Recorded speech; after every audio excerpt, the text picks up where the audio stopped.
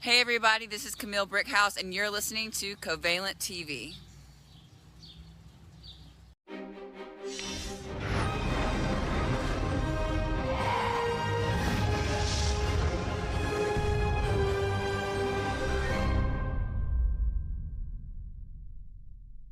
What's up, y'all? It's your girl, La Boricua Badass, the brightest star in the sky, the greatest that beat the greatest, La Boricua Badass, the flavor gang leader, and you're watching Covalent TV. Oh,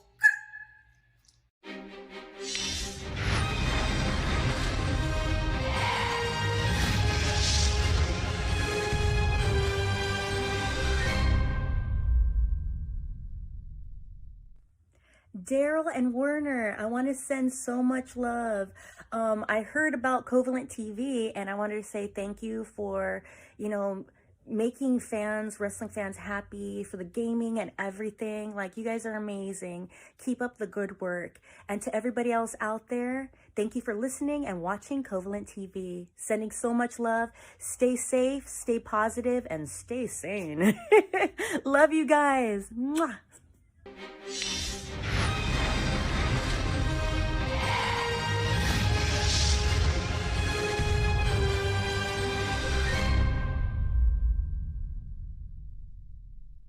Hello, my name is Maria Canales Bennett, and I am the First Lady of Professional Wrestling, and you're watching Covalent TV.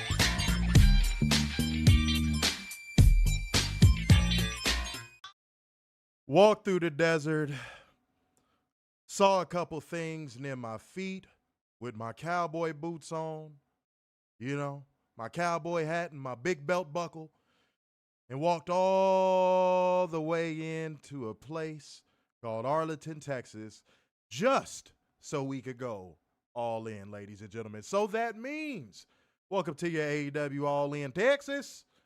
Yeah. Live review. It is your boy, Mr. Starksign. Big Dub. What is going on to all of the beautiful people that are going to enter the beautiful home that we have created tonight for a festivity that is unlike no other? And that is a Covalent TV review, ladies and gentlemen.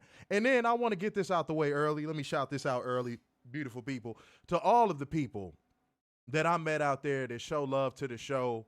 And, I see them comment from time to time. You never know who's watching, and I'm going to talk about that later on. You never know who's watching. And, I met so many people that watched the show. I met Martin Dordan, you know what I'm saying? There was a few people. Wow. Yeah, a few people to show love. He bought me a beer, man. It was the shit. You know what I'm saying? I got to take in that Texas culture, at the after party. I didn't ride up the mechanical bull. I'm not a bitch. But I tell you what, anybody who knows me and saw me out there, you know that I was on that dance floor getting busy. And like I told you, if you see 2B Hotches with me, leave me alone. And that's exactly what y'all did, man. So thank you to all the people that showed me my respect, because I was definitely on the dance floor getting busy. Okay? Latinas, snow bunnies, you name it.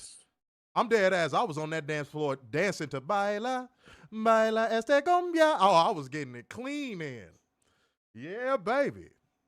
With a big titty Latina. I had a great time. Do you remember the time when I got drunk in Texas? Do you? I'm glad y'all left me alone, man. Y'all in. Not all in. Y'all in. Mm-hmm. Ladies and gentlemen, it is so great to be in front of the camera back at home talking to y'all, man, because like I told y'all, bro, I'm not going to depress y'all going into this review, but this week I'm taking this week off. I got a lot of stuff to reevaluate, a lot of stuff to think about, and after this week, I don't know what the live version of Covalent TV is going to look like, guys. I don't know. I will see, If you see a post go up on Monday for a review, then y'all know what's up. Well, not this Monday, but next Monday. Yeah, next Monday. Yeah, if you see it, then in which case you know what's up. But if not, then some revisions have to be made. It's a lot going on. It's a lot going on behind the scenes. But yeah, man, so that's why y'all should rock this review out heavy. If y'all don't, that's y'all fault. And then in which case you get the effort that you give. So you ain't got no excuse. I know a lot of y'all was sitting up watching that terrible ass pay-per-view that WWE put on tonight. I'm sure y'all were sitting up watching that bullshit.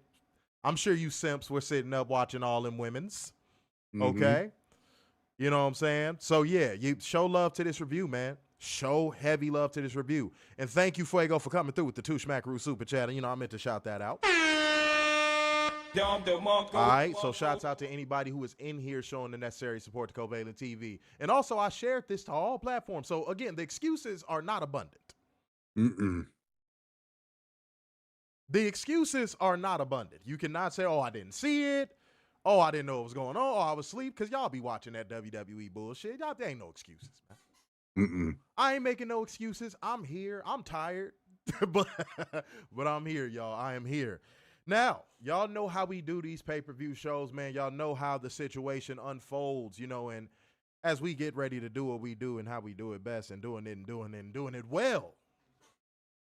I'm going to give my pregame thoughts, man. I'm going to give my pregame thoughts from being in the building. But before I do, man, let me just say the word that I was saying from the moment I entered that building to do what I do. Grateful. Regardless of what happens after this week, I'm grateful. Grateful. So grateful. Guys, look. I don't know. Like, I'll probably post it on my personal page. I might post a couple things on the Covalent TV page. But, having the media credential, oh, man, it's hitting me. Oh, man, damn, I didn't think it was going to happen. Ah, damn it. I didn't think it was going to happen, but it's happening live in front of people. I got it, y'all. All right. God damn, I didn't think this was gonna happen. Okay. So, y'all know, anybody's been watching the show for a long period of time, knows what happened with my mom and what she meant to me. And obviously, man, I wish she was everywhere with me at this point. That's something that if you talk about or you make jokes about anybody that's lost a parent, or you sit here and you think that's funny or whatever the case may be, you don't know how much it hurts until it happens to you, one. And then two, you put the worst kind of karma on yourself. Now, nobody did that, but I'm just going to preface by saying that. So if there's anybody watching this review who doesn't know me from a can of paint, that you thinking, oh, I'm going to use that against him in a Twitter argument about wrestling or something. No, man, I'm secure enough to know you wouldn't say it to my face. A lot of people are real hesitant to make your mama jokes to a lot of people's faces. So my mom and I were supposed to go to the last WrestleMania that was in Dallas. And we weren't able to make it because it was some issues going on with her. And funny enough, some issues going on with me at the same time. And getting to go to the exact same area where we were supposed to be. But I was going there as a person that is actually covering the show. I got a media badge with my name and my brand's name on it. And then I go up there to the suite they got us in, and I see my name on the list, and I was trying to hold back the emotions, but I was like, I made the team. Y'all remember that back in high school? I made the team. And then I just walked out there and I looked out on the arena, and then I looked down and I saw the reserved seat for me with the AEW logo on it, the All In logo on it, and my name, and then Covalent TV right underneath it. And y'all, man, this is fucking me up. God damn, this is hitting me hard. And y'all, that is, damn.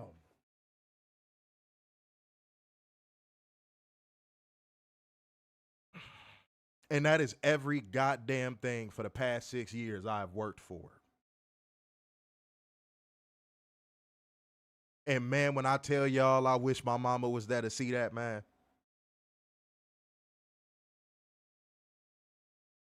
I can't tell y'all how much that meant to me.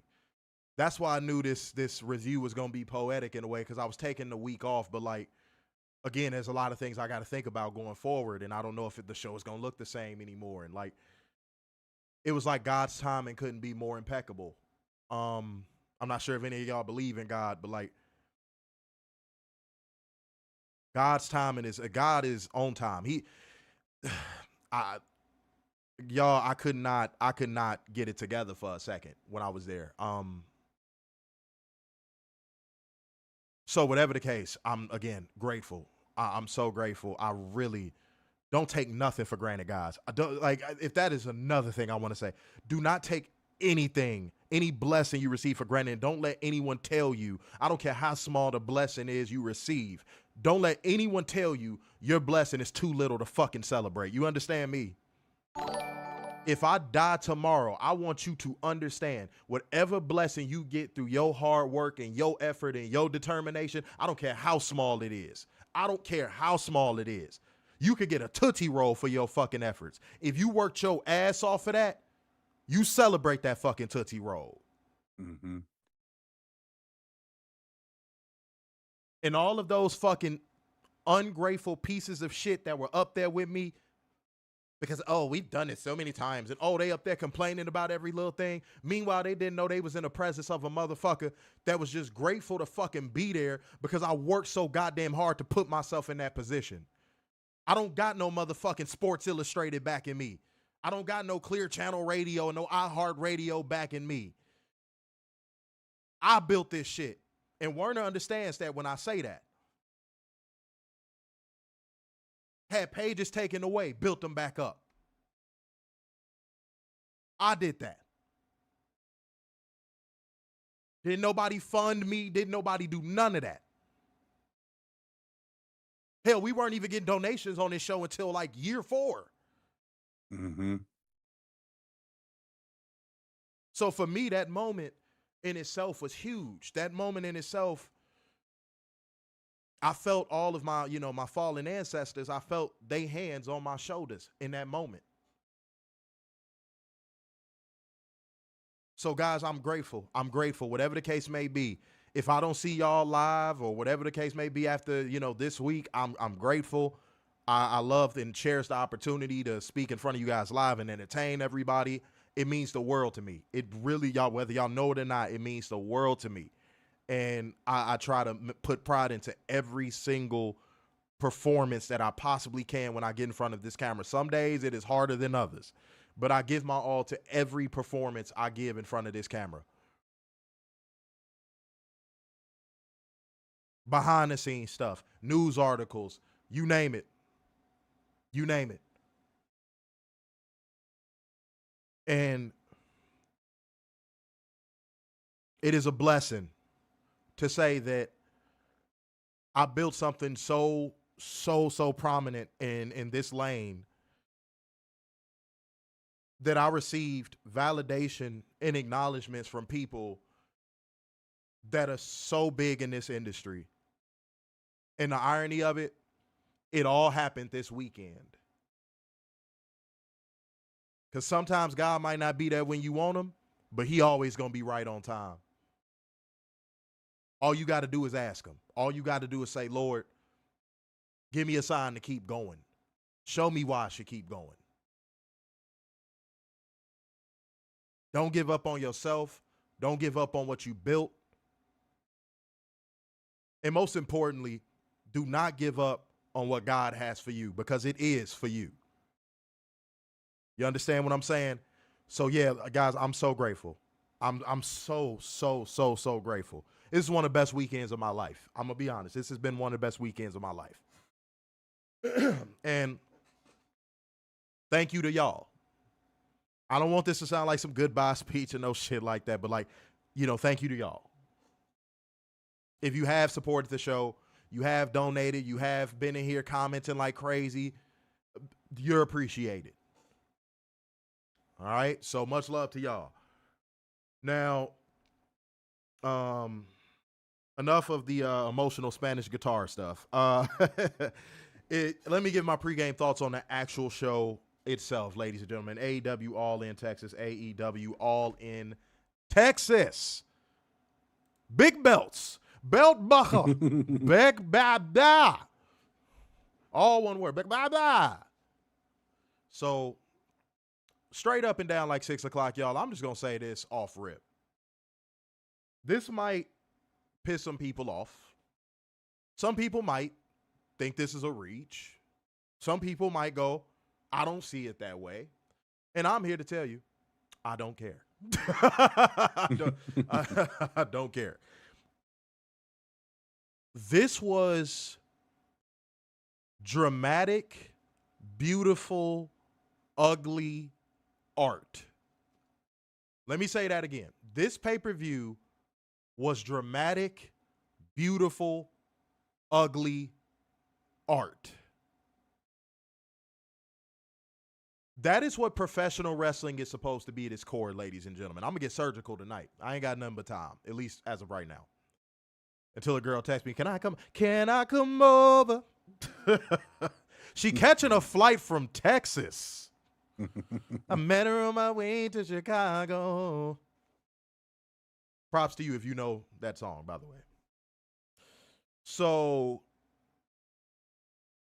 why I say that, guys, is wrestling to its core is artistic. It is beautiful. It can be beautiful. The storytelling of professional wrestling can be beautiful. If it's done properly, it can be beautiful. And then the ugliness of it is wrestling, and me and Warren have said this on the show a million times. Wrestling is supposed to be gritty.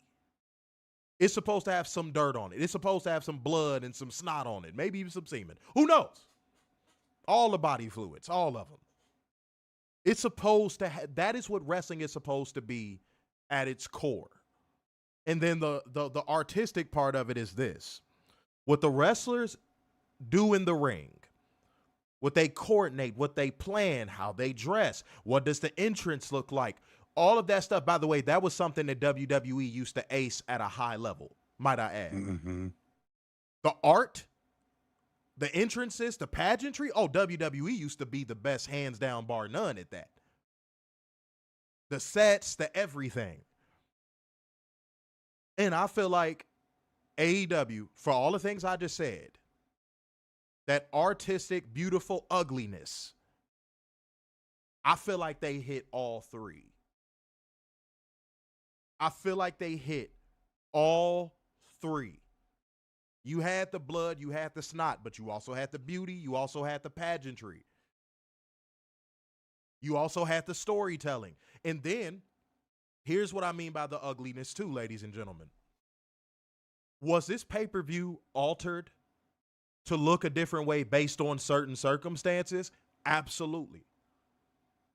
But did the pivots take away from the show at all? No. Did the unexpected take away from the show at all? No. Do you feel robbed by the unexpected? That's WWE's forte, by the way. Do you feel robbed by the unexpected? No. It was the true definition of, we're going to make this the greatest show we've done, hook or crook.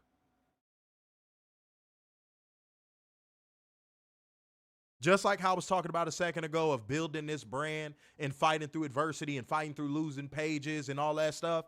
It was like Tony Khan was like, I'm going to fight through every single obstacle that is being put in my way and find a way to still make this the most memorable AEW event of all time. He could have phoned it in. He could have said, oh, damn, man, I lost Adam Cole. Oh, damn, man, I got to alter this result. Oh, man, oh, this, that. He could have easily just phoned it in and said, you know, and came to the media scrum and said, oh, I had to change so much of this card because of what was going on. So if the show came off bad, that's why. But did he do that? No. He persevered and still gave you what you wanted and also gave you something that you least expected but didn't know you needed. And that's all you could ask for from a professional wrestling show in 2025. Now, we're so used to the primary provider of professional wrestling not giving you anything, any of the things I just said, any of them, that when people see the ugliness and the beauty and the art of professional wrestling, they don't know how to respond to it. It offends them. Oh, let me say that again. It offends them. They look at it like the ugly duckling. Oh, what am I supposed to take from this? Oh, what is it? Why is this show booked like this? Oh, I don't get it. What is Tony doing? Tony is doing what the industry leader is afraid to do. Because so many people have been conditioned to consistent and unwavering mediocrity that when they see something adjusted for the betterment, or they see something adjusted because of an emergency, or they're not used to that. Because they support a company that the last time they called an audible was because what? You know what I'm saying? Like, the wind blew the wrong way. you know what I'm saying?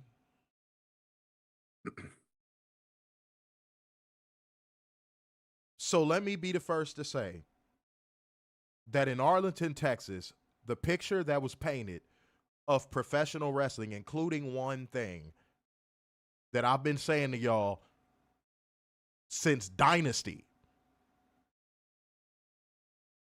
and it proved me, and guys, I was vindicated. And I'm going to say this without skipping ahead, and none of y'all skip ahead either. I felt vindicated. Mega heels make mega baby faces. Mm-hmm. Don't skip ahead. That's nobody's cue to skip ahead or try to get themselves over, especially on this review, because this might be the last live review y'all get. So you really don't want to piss me off tonight. Okay? But if I was in a scenario where I fell out of love with professional wrestling and I had never heard of AEW until All In Texas, and somebody took me, that would have made me fall in love with professional wrestling again. I could say that without a shadow of a doubt. That would have made me fall in love with professional wrestling again. And I think, and somebody just said that, Jace Parker Davidson, and I think to the average WWE fan, that offends them. The fact that AEW can capture that emotion out of the audience, or even a new audience member, offends them. But as a real professional wrestling fan, it doesn't offend me. If anything, it makes me smile from ear to ear. Because now there's so many people that fell out of love with professional wrestling that was probably watching that show and going, I love professional wrestling again. Those are my pregame thoughts. Werner, go ahead and get in where you fit in. Touch on anything that I said. Pause if necessary. Pause. Go ahead. This was a masterclass of a blow-off pay-per-view. Every story had an ending. Not skipping ahead. Every story had an ending. To where on Wednesday, we're starting fresh. Up and down. Mm-hmm. And that is phenomenal. Because you know you don't get that anywhere else. Wait, Werner, before you say anything else, dare people to make an argument. That's what I do. Dare people to make an argument. If they feel that way, dare them to make an argument. Yeah. So if you want to say that WWE does blow off pay-per-views and end storylines, show me where. Because I don't see it. Because I think Playback Gang is going to be strong on this one, and that's where the Ninja Watchers and the Drones and the Fair Walkers tend to come in and let their little feelings and emotions out. So yeah, be sure to dare someone to give a blow off WWE pay-per-view. And no, you can't say tonight either with Evolution, because that's just a one-off. Dude, an ice cold Stephanie Vaquer winning a fucking battle royal means nothing. Right. And wrestling for a world championship at a secondary pay-per-view, that means nothing.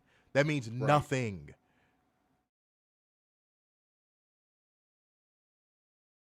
So I just want to get that out the way. I didn't mean to interrupt your point, but like, goodness gracious. Go ahead, bro. Fuego said WWE hasn't told the story since Cody lost the title match versus Roman. Was that really a story? That just seemed like a maligned malaise of boringness. And it wasn't really Cody's story. There you go. It was his dad's story. It's all about Dusty. There you go. Dusty's dead, but I'm going to live vicariously through a ghost. There you go. That's not a story. That's what people are afraid to say. That's what people are afraid to say. And my biggest issue with Cody's finish the story was that the finish the story thing had jumped the shark by the time he had won it at 40. Right. WWE fans have this tendency to latch on to something, and they like, oh, we're going to push this to the promised land, right? And then once it gets to the promised land, what happens? It fails. Yeah. Now continue your point. I wanted to point that out. Yeah. But this tonight or last night was a perfect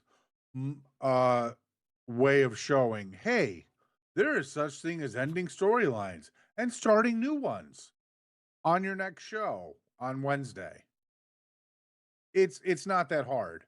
Tony did the most basic thing and made it look super easy, yet it's very hard for another company.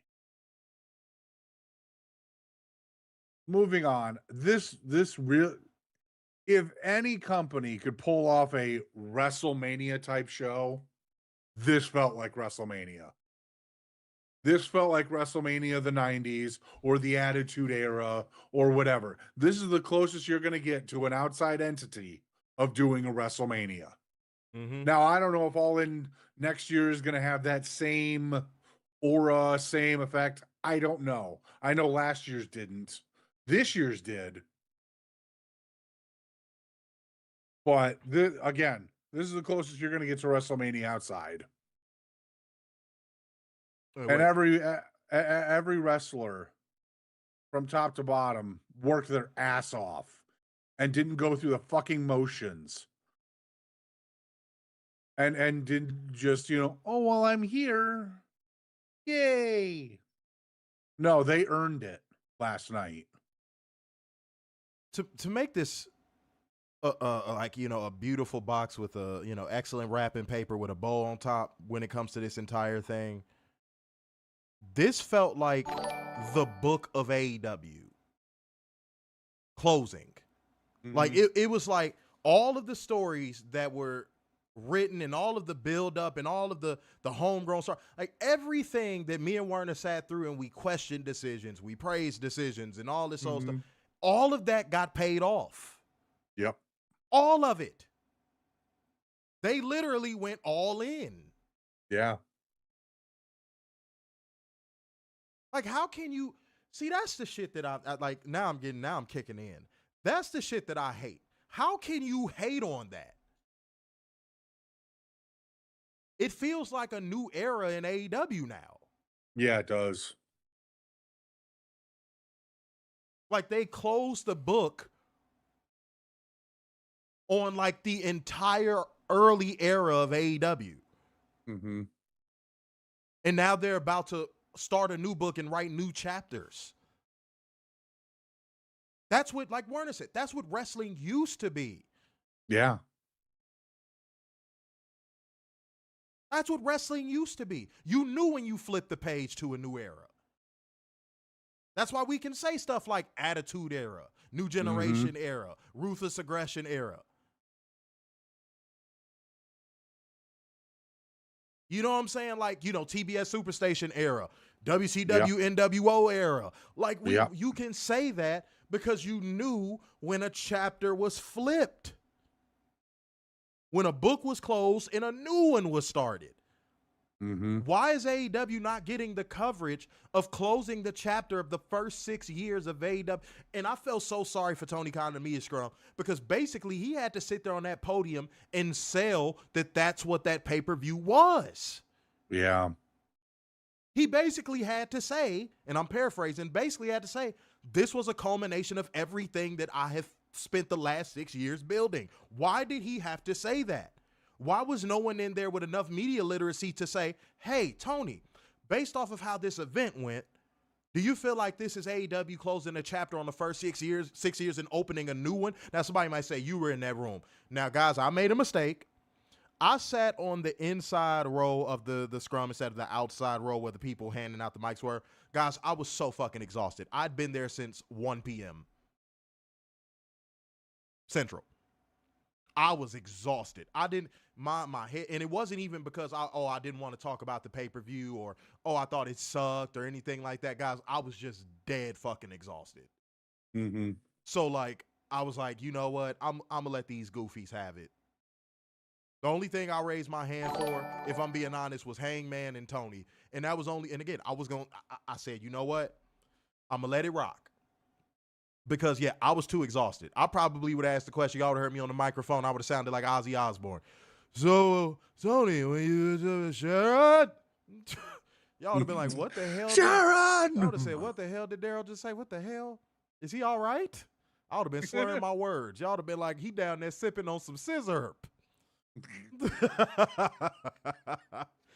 Yeah, man. So, I that was the only reason why. If I'm being honest, that was the only reason why. Otherwise, I would have definitely, But, yeah, all the wrong questions were being asked in that media scrum.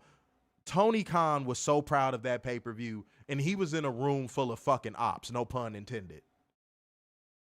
You want me to tell y'all a little secret, and they probably would get mad, and they probably gonna think I'm a snitch for saying this. I don't care. I don't want to be friends with you bitches, no way. I'm here to take y'all seats, if anything. Oops. So... So, here's the problem, guys. Here's the fundamental problem. Almost everybody, while we were waiting for Tony Khan to enter the room to start the scrum and Renee to, because usually Renee comes in first.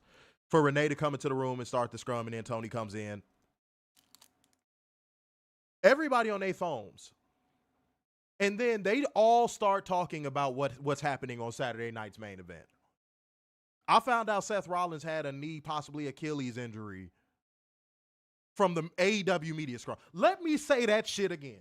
I found out Seth Rollins possibly had a blown out knee or Achilles in the AEW media scrum. And then it was some fucking dickhead who should probably, oh God, they should put that motherfucker on the ban list. Then it was some motherfucker. You get Athena up there, somebody who has worked extremely hard. She's in a hometown. She's worked extremely hard for every opportunity she's received in her career. For her to get up there and a motherfucker to ask, oh, do you feel like, your match was better than someone's someone's who's washed retirement match? Hey, Tony, I know you've tipped your cap to us. Like, dude, you liked a couple of our posts in the middle of the night. He probably was waiting for our review. Yeah. But I saw you like a couple of our posts in the middle of the night, and that was your way of tipping the cap to us, and I appreciate that. But, Tony, I'm going to make the offer one more time. If you want me to do media for your company and you want it done the right way, my DMs are open, the emails are open, hit me up or have someone hit me up. Because what I saw in that scrum in front of my face made me sick. See, y'all can't see this shit on camera. Y'all don't hear this stuff on camera when they start the media scrum. But everybody in the AEW media scrum is sitting there telling people everything that happened on Saturday night's main event. And to me, that is the reason why none of those people should be in the room and their opportunities should not be abundant. Yeah.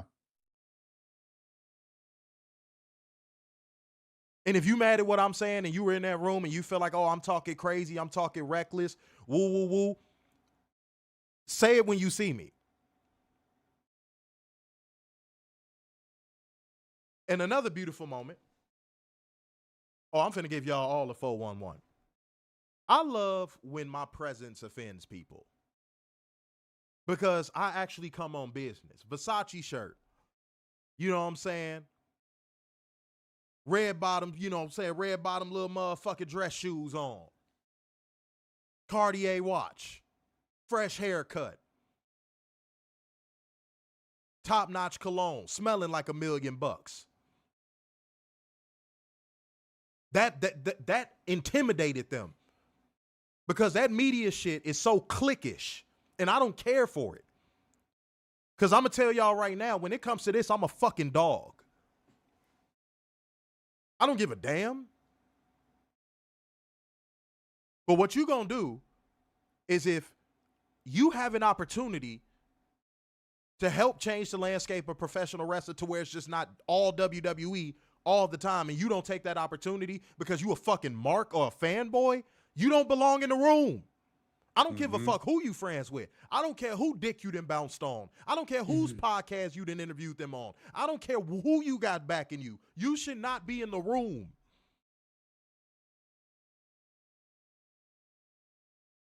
Disrespectfully, you should not be in the room.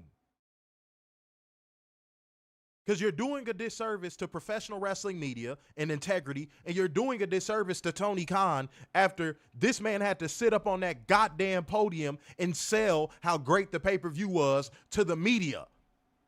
When it said the media should have been asking him questions about what made the pay-per-view great.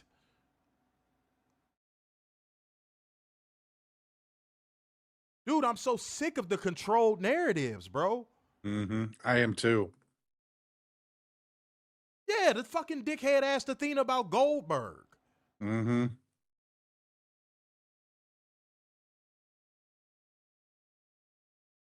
So, Tony, I know, dude, I know you are. The offer's there. The offer's there. You want to break bread? Let's break bread. The offer is there. Because right now, you got controlled opposition in your rooms, dude. You got controlled opposition in your rooms, bro. And I'm saying it with respect and love, man. I'm saying it because I'm passionate about what I do.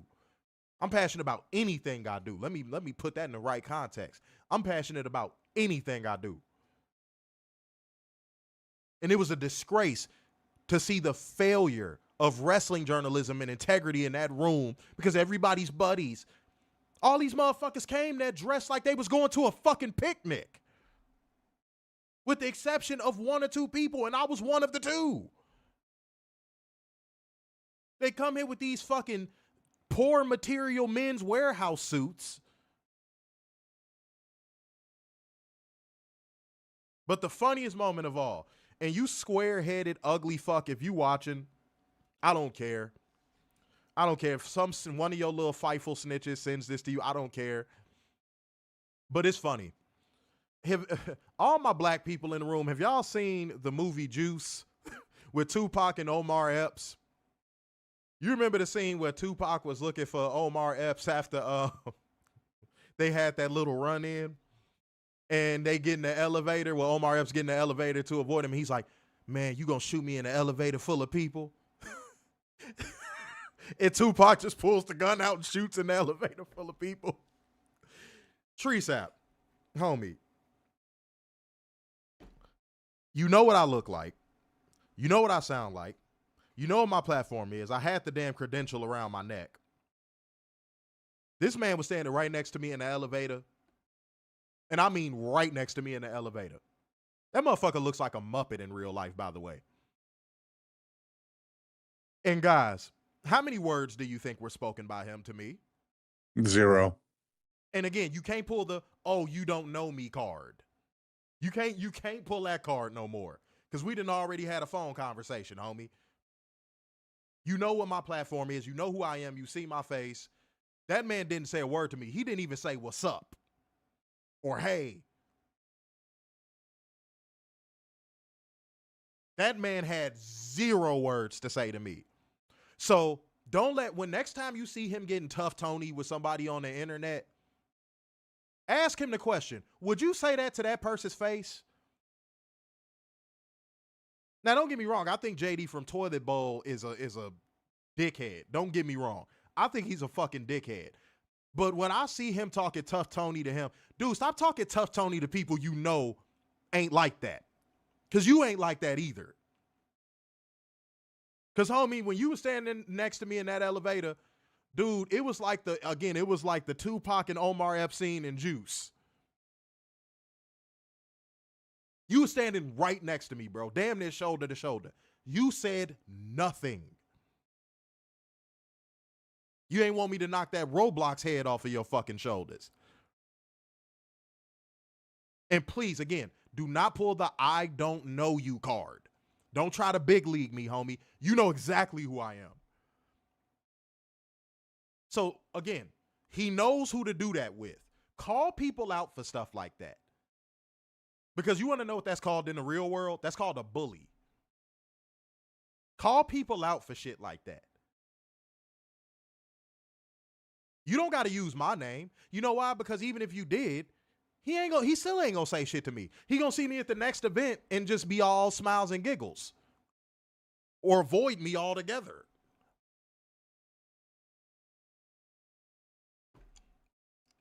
But make it a point to call out bullies as well. Said I know Juice a movie. Yeah. No, I didn't say JD was there. No, I was saying JD from Toilet Bowl had got into it with Tree Sap. And Tree Sap was making little threats, talk about some, July so-and-so, I'll be in your area. Oh, can you drive to meet me? Whoop-de-whoop. This, that, and the third. I'm like, dude, really? You being tough Tony with a dude named Jerry? With a high-pitched, funny voice? Homie, can you fight somebody? Can you argue with somebody with some testosterone, please? In the beta fight of the century. Right. What y'all gonna do? Slap fight?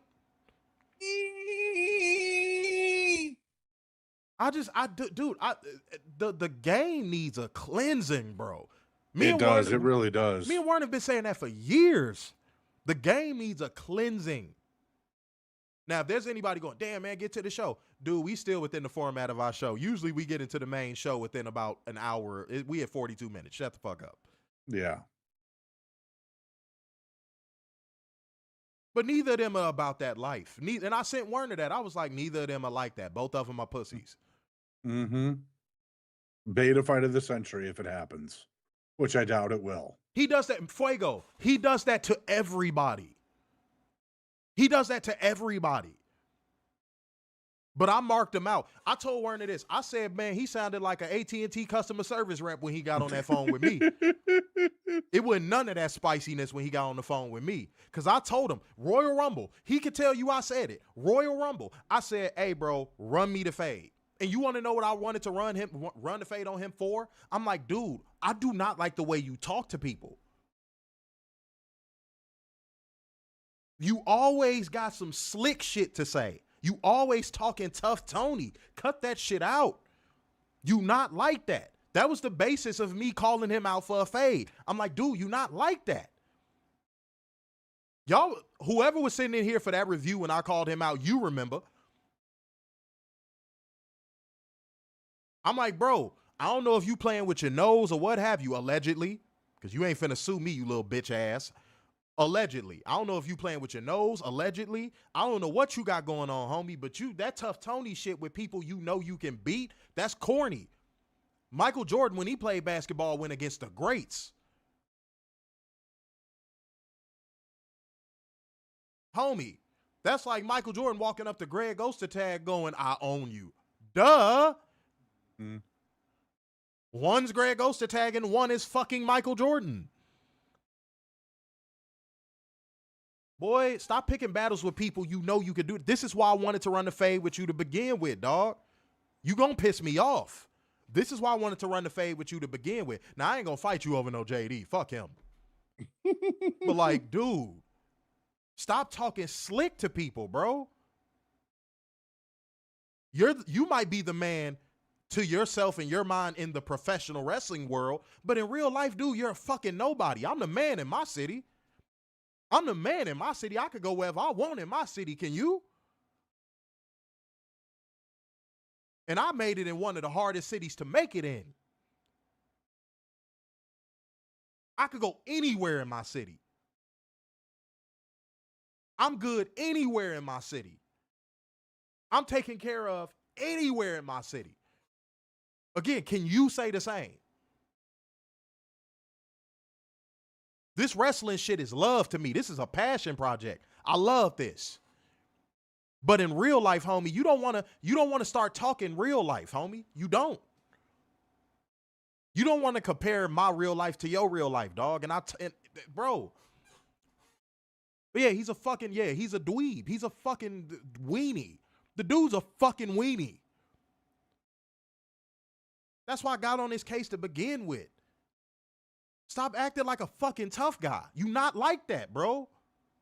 You only do that shit with who you know you could get away with it on. You not like that. It's easy to dogpile on JD because he's JD. It's easy. Stop picking easy targets. Say that about, homie, I dare you. Say that about a Chicago event you coming to.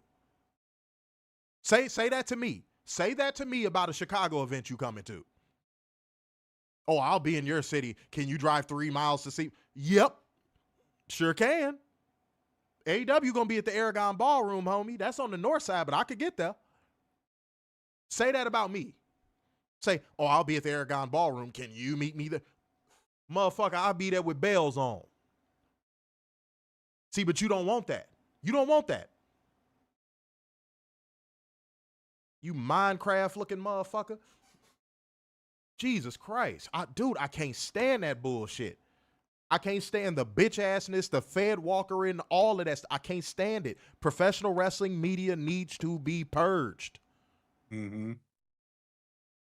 It's giving people egos they don't deserve. That he's a dork, plain and simple. Old boy would never talk like that without a keyboard and a screen. No, he doesn't. I'm telling you, that's the whole premise of what I'm saying right now. He doesn't. He might do it with somebody he know he can get away with it on. Dude, your biggest claim to fame when it comes to getting physical is beating up a motherfucker you know is a sherm head. Yeah. You know that motherfucker off something. You telling me war stories. Yeah, I headbutted him. Yeah, because you got a head that's the size of the fucking Hoover Dam. Now, don't get me wrong. I know I got a big head too, but that motherfucker got a whopper head. That motherfucker got a whopper head. You'd have to get 2 of my heads to make his. That man's body composition is 80% head, 20% everything else. The fuck? Ain't nobody worried about you, dog. But no, to get back to the integrity, guys, because I want this review to be a celebration of hard work. To get back to the integrity portion, and then we're going to get into the show. The integrity of professional wrestling media is compromised, and honestly, I think until some of these rooms start getting emptied out from these people and they start getting denied from these rooms, it will never change. It will never change. I don't think it will ever change.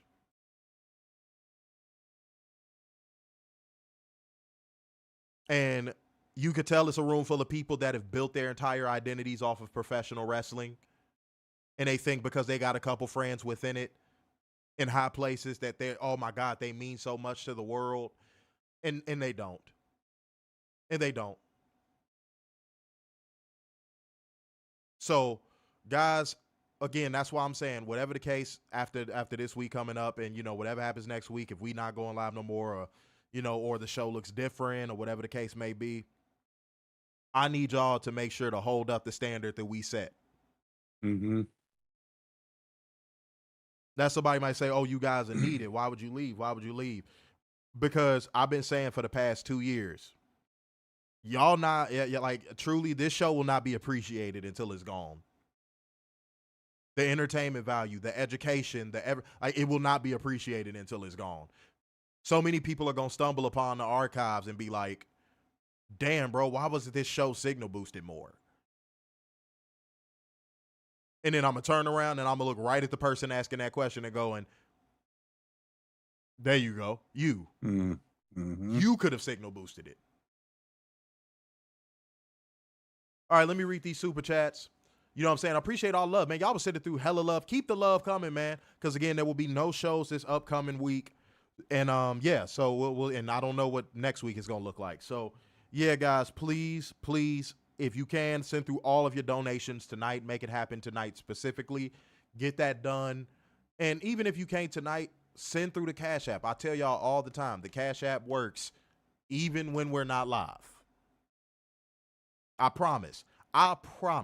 The Cash App works even when we're not live. Because I think some of y'all be like, when they ain't on the air, it don't work. Yes, it does.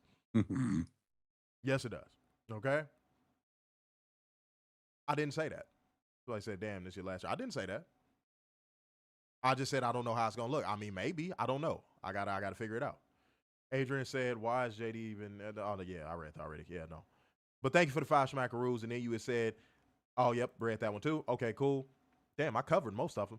Adrian Carpenter also said, whoa, I didn't know y'all was live paying my late fees. Appreciate you. Man, I posted that shit on Twitter. I posted it on Facebook. Mm-hmm. That shit is everywhere. There's no excuse. Yeah, there's no excuse. That shit is everywhere. This felt more like a WrestleMania than WrestleMania. Man, even, I'm going to tell you what, even down to how the event was structured and the events that surrounded it. That's something y'all may not know. It had that old school WrestleMania access.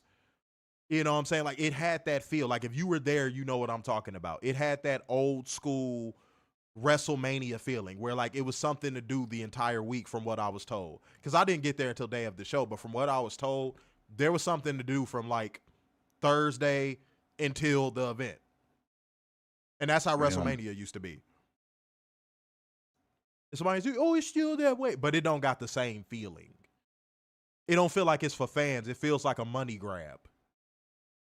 Yeah, it's for corporate sponsors. Yeah. Said it hits different when you see, Fuego said it hits different when you see results for the work. Your mom saw it, will always see praise up. Hey, man, it's love, bro. It's love. That was tough. It was tough. I can't tell y'all how much I wanted her to be there. It was tough. It was so tough. But, like, yeah, man, it was a lot. It was heavy. I had to compose myself. It was heavy. I ain't gonna flex like it wasn't. It was very heavy. Dylan said, hey, guys, sorry I haven't been here in a while. I've been recovering from heart surgery. Man, damn. Said, but I always checked out the show when I could. Also, thank you for everything you're doing, always entertaining us. Love, man. I appreciate that. I really do. That's love. That's love. Yeah. Fuego said we are so up. Yeah, man. We in the building, man. We in here tonight. We in here tonight. Appreciate you. See what we got. Cool. All right, the leaderboard, folks. Oh, man, hold on. Let me check out the leaderboard, people. Adrian Carpenter is sitting at the top. You know what I'm saying? Number one. He got the number one crown. 1,075 XP. Fuego could catch up with ease, man. One more good super chat, and Adrian, he might be able to knock you off that top spot, bro. Yep. And Jace Parker Davidson, number 3 with the 75 XP. That's anybody's game, too. Anybody could be number 3 right now, man. So, yeah, show the love, man. Light the leaderboards up. Because, again, guys, there will be no shows this week and next week. I don't know. We will see. For anybody asking, just be on the lookout. Updates will be given. Just be on the lookout. That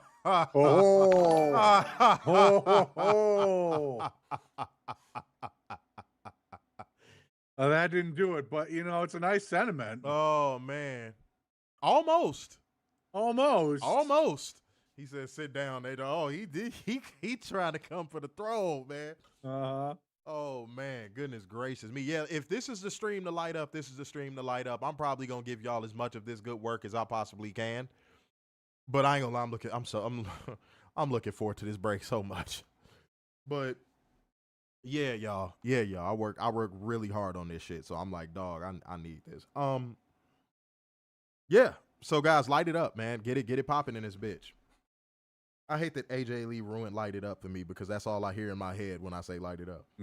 Let's light it up, light it up, light it up, light it up. That shit was annoyingly catchy. Oh shit. Damn. Oh shit. He said, here, I forgot your seat cushion. Oh shit. Dang, he still hasn't. Damn, but oh no. You still need 50 more points. Oh, that's crazy. YouTube, come on now, YouTube. YouTube doing Fuego dirty. YouTube, eh? Damn, he going for it. He said rigged. No, bro, I'm telling you right now, we ain't got nothing to do with that. That's crazy. That's fucked up. That's nuts. Literally, the crazy part is one more $5 donation would do it. Yeah, that would take care of it. That's so funny. Oh, man. Much love, man. Much love. Thank you to everybody watching right now, man. Our numbers are finally looking the way they're supposed to look. Welcome into the review. If you haven't been in here, man, y'all been missing some of this great work. We just, been sitting in here chatting, giving our pregame thoughts about All In. If you came in and you like, man, what did I miss? Y'all ain't missed nothing just yet. Well, you did miss something because you missed that good work. But you ain't missed us talking about the show as of yet. Okay? But yeah, much love to everybody. Say if this don't work. And it did. Okay, that took care of it. It did. There you go. There you go. I know that feeling too. When you get so frustrated with something, you just like, if this shit don't work, if this don't work, I quit. Spatula.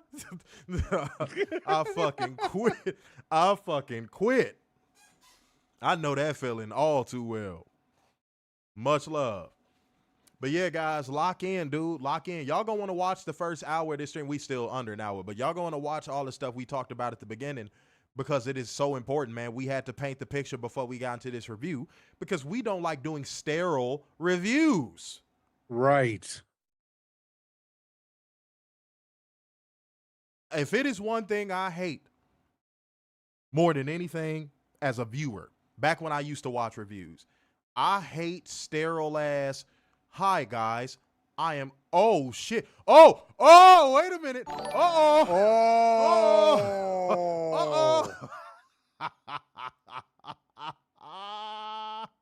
No, he only tied. Him and Adrian are tied right now. Adrian Carpenter, look, bro, you got two people on your headpiece, man. Damn. You got two people on your helmet, bro. Jace, Fuego's not too far off, homie. No, he's not. You might be able to do it. You might be able to do it. But wait, hold on. He said he does work. Oh no. What happened? I ain't seeing nothing yet. Hold on. Wait. Hold on, wait. I got a feeling one is coming through. I don't know. We'll see. But guys, yeah, no, I hate sterile reviews where it's like, hi, I am generic content creator 365. And we're going to be talking about All In. The first match of 0 Hour was, no, man, if you don't set the table, lay out the turkey and the stuffing and the motherfucking sweet potato. Can I get to the yams? Sweet yams, show me the way. Yeah, if you don't lay the table out just right, that food don't hit the same for some reason. So you got to set the table. You got to talk to the people, man. But the crazy part about it is this, Werner, and I've said this. Though I am generic content creator 365. Those people will be the people with the most fucking views. And then you know what you do when you say, hey, how do I pass these people? They go, worry about your thumbnails. Oh, snap. Oh, snap. Boy. Oh, snap. Adrian's like, not today. Oh, snap. Oh, snap. Come to my macaroni party, then we'll take a nap. Oh, snap. Oh, it is. Yo, I did not think Fuego would end up in number 3. Neither did I. Oh my But God. here he is. Jace is not playing and Adrian is not playing. Nope. Jay said, boom, all love. Came through with the 10 motion smackers. And then Adrian said, Said, fuego and no. So you know what's so funny about you saying that, fuego? Back when I was younger, I was in a rap group called Prototype 4, bro. And we used to say proto and no-go. So when you said that, it just brought back memories for me. Oh, man, dude. Oh, wow. This is some shit. This is some shit. Oh, he's back in that number 2 spot. Adrian? Uh-oh. Adrian. Adrian. Oh, man. Oh, God. That look. Oh, man, dude.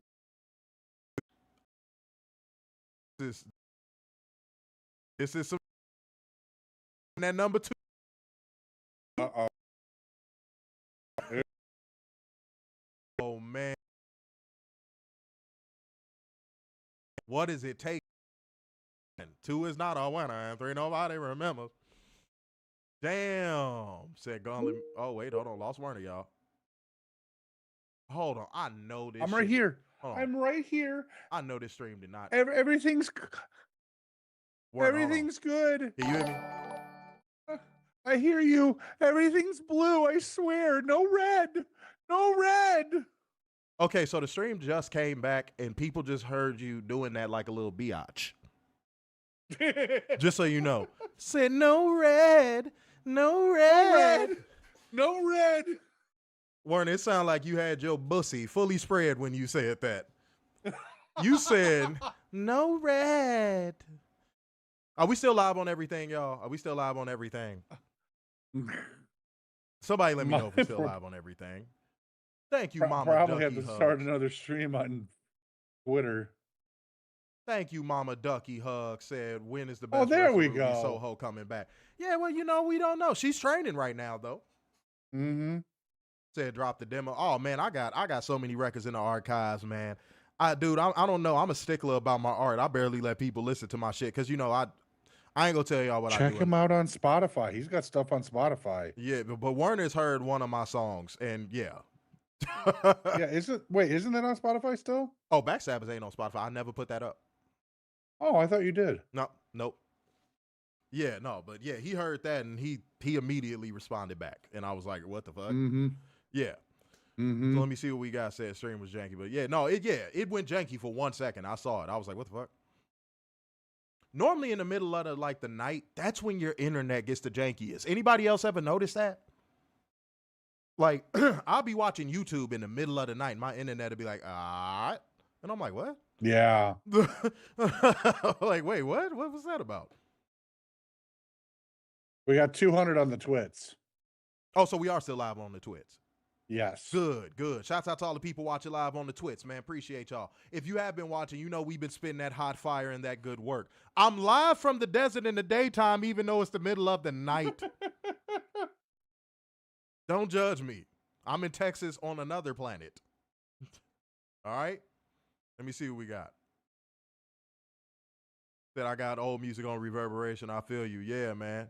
Oh, Reverb Nation. You meant to put Reverb Nation. Oh, wait, what? Were you talking about Reverb Nation? I don't know. But let me see. Jace Parker Dave said, said, like and share the stream. Thank you. Like and share the stream. You people need to do your part if you want Covalent TV. Yeah, man, because, again, no streams this week. And, again, after this week coming up, I don't know how things are going to look, man. The support tonight is going to really, really factor into my decision-making. It's really going to factor a lot into my sharing should be part of the XP. Mm-hmm. It probably might be. It might be. It might be. Yeah, I don't know. I haven't looked into what goes into the leaderboards outside of likes, comments, and I think donations. Well, yeah, donations, obviously. But obviously donations. But thank you for being in here, Mama Ducky Hugs. Thank you. I meant to say that. Thank you for being in here. Coming through with the $2 donation, man. Showing support to us, man. Thank you. See what we got. A couple more. I'm going to read a couple more comments, and then we're going to get it to All In, guys. I'm going to read a couple more comments. And once again, grateful. Thank you for everybody in the stream this late showing us the love. If you're sitting back watching with Covalent TV, you are appreciated more than you know. You are appreciated. Big time. Share the stream with a friend, you know, because, share the stream with a friend. We was cooking that first hour, man. That first hour we was live, we was cooking. We was cooking. You know what I was going to start doing? And I got to consider this again if we still are doing the live form of the show or if it's a lot. It's a lot. But Mama Ducky Hugs, I was considering giveaways for the most XP based off of donations, though. I was considering giveaways. So if you were the top person based off of donations, I'm considering doing giveaways. Like I might, a free ticket to the next AEW event, stuff like that. So yeah, that's in the Rolodex. Don't worry. I'm gonna figure some stuff out. If the show does come back live the week after this one, a lot of things might look different. So we'll see. So I shared the stream and all the groups I run. Thank you, Adrian. Appreciate you, man. There we go. Appreciate you, man. Thank you. Oh, Werner, real quick, make sure this stream is pinned to featured in our group on Facebook. Make sure it's pinned to featured. All you do is just click on the 3 dots and just pin to featured. Yeah. All right. So cool, guys. Guys, it's time to, again, we finished our walk through the desert, and we are approaching Globe Life Field in Arlington, Texas, guys. It is time for us to go y'all in. Doggy. It's time for us to go y'all in, ladies and gentlemen. Shouts out to you. Appreciate you. Get your cowboy hats. Get your belt buckles. Get all that because we about to cook. We about to get it popping, so get ready. Tell a friend to tell a friend. All right? So we start off with Zero Ara. We got STP, consisted of Carly Bravo, Lee Moriarty, Shane Taylor, and Captain Sean Dean, my fellow Chicago brother. Met him at the after party. We linked up. We shook up as well. If you're from Chicago, you know what it means to shake up. So yeah, it was a lot. It was a lot. My fellow 773 brother. You know what I'm saying? So let me see what we got. We got them going against the Sons of Texas, which consisted of Dustin Rose, Marshall Von Erich, Ross Von Erich, and Sammy Guevara. All right? So Mana Guevara. And it was good to see the Von Erichs get this moment. It was good to see them out there. It was good to see Dustin out there. And Sammy Guevara, for whatever reason or another, Sammy Guevara is that one wrestler in AEW that has been there since the beginning that he has always had difficulties connecting to the crowd as a babyface. Yep. He is I don't know what it is. You know it's bad when MJF has had a better babyface run than you. Yeah. For whatever reason or another, of all the homegrown AEW talent, as a babyface, he cannot get over. He just can't. It was some boos in the building. I don't know if y'all knew that. It was some boos in the building. I heard the audio mix on the stream itself was janky. It wasn't great. Because I heard some people saying, "Oh, they're not making any noise in there." I'm like, bullshit. There were moments where it was not great. That's okay. That was shocking to hear because I'm like, in the building, it was loud. They did something dope, though, for all of the media. So, where we were sitting, they actually had the audio from the event playing in where we were. So we were hearing the commentary along with the house audio. Oh, that's awesome. Mix. Yeah, that was dope. So we were hearing that along with the in-house audio mix. That was a little bit conflicting at times when it was theme songs playing and all that stuff. But outside of that, it was great. It was absolutely great. But to wrap this one in the bow, the Sons of Texas obviously won by pinfall with an Iron Claw press from Dustin Rhodes on Carly Bravo. So I love this to pieces, man. And then Kevin Von Erich getting the moment and all that stuff. That was awesome. That was just awesome. That was something that me and Werner were talking about since it was announced for Texas, is that the Von Erichs have to get a moment of some kind, and Tony delivered.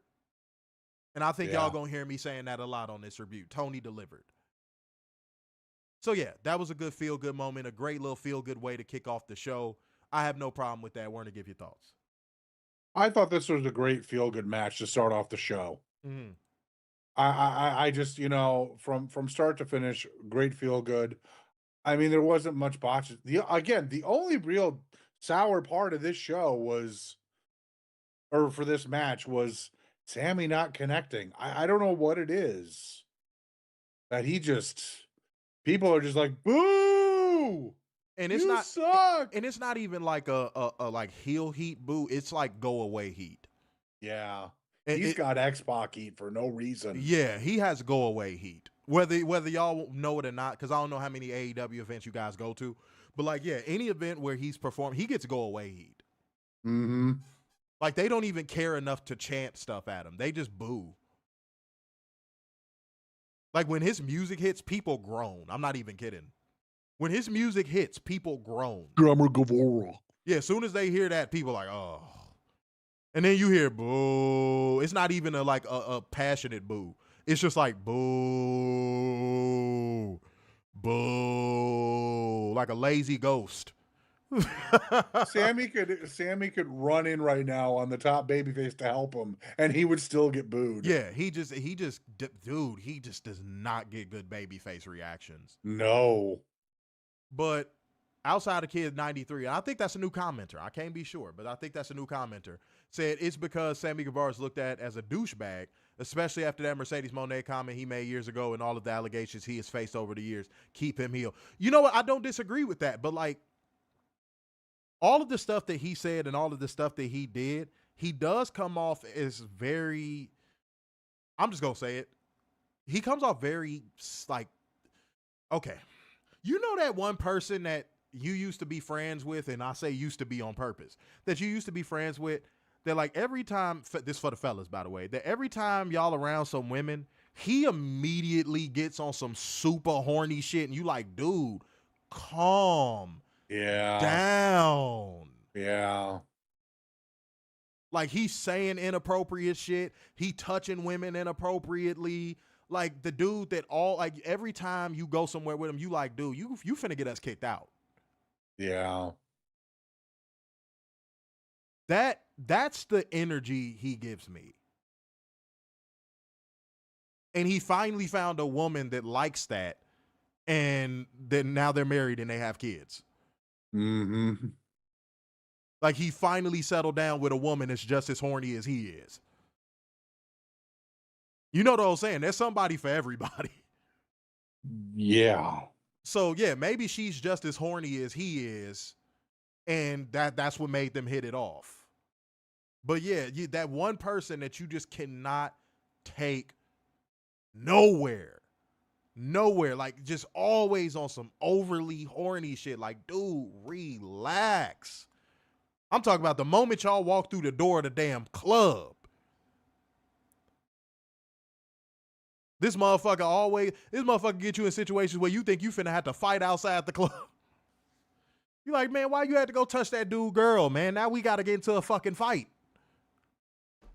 Yeah. Said they're still butthurt over what he did to Pam several years. What happened with Bailey? What did he do to Pam?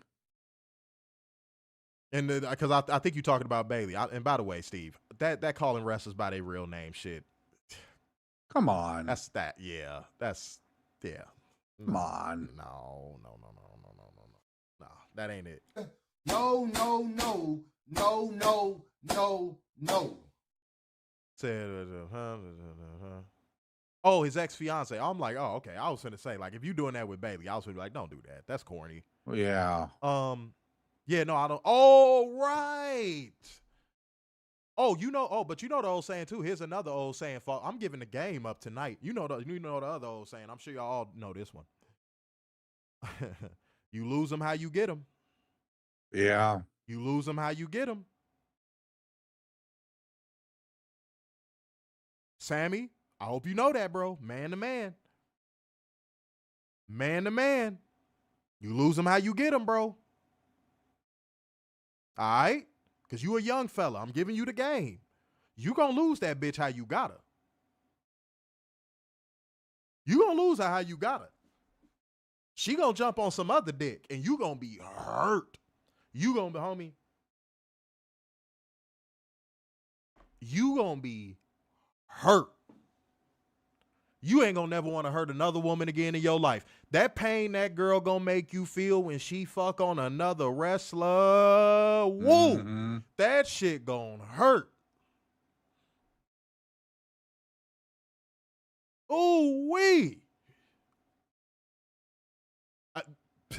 Sammy, you gonna get karma for that, dog.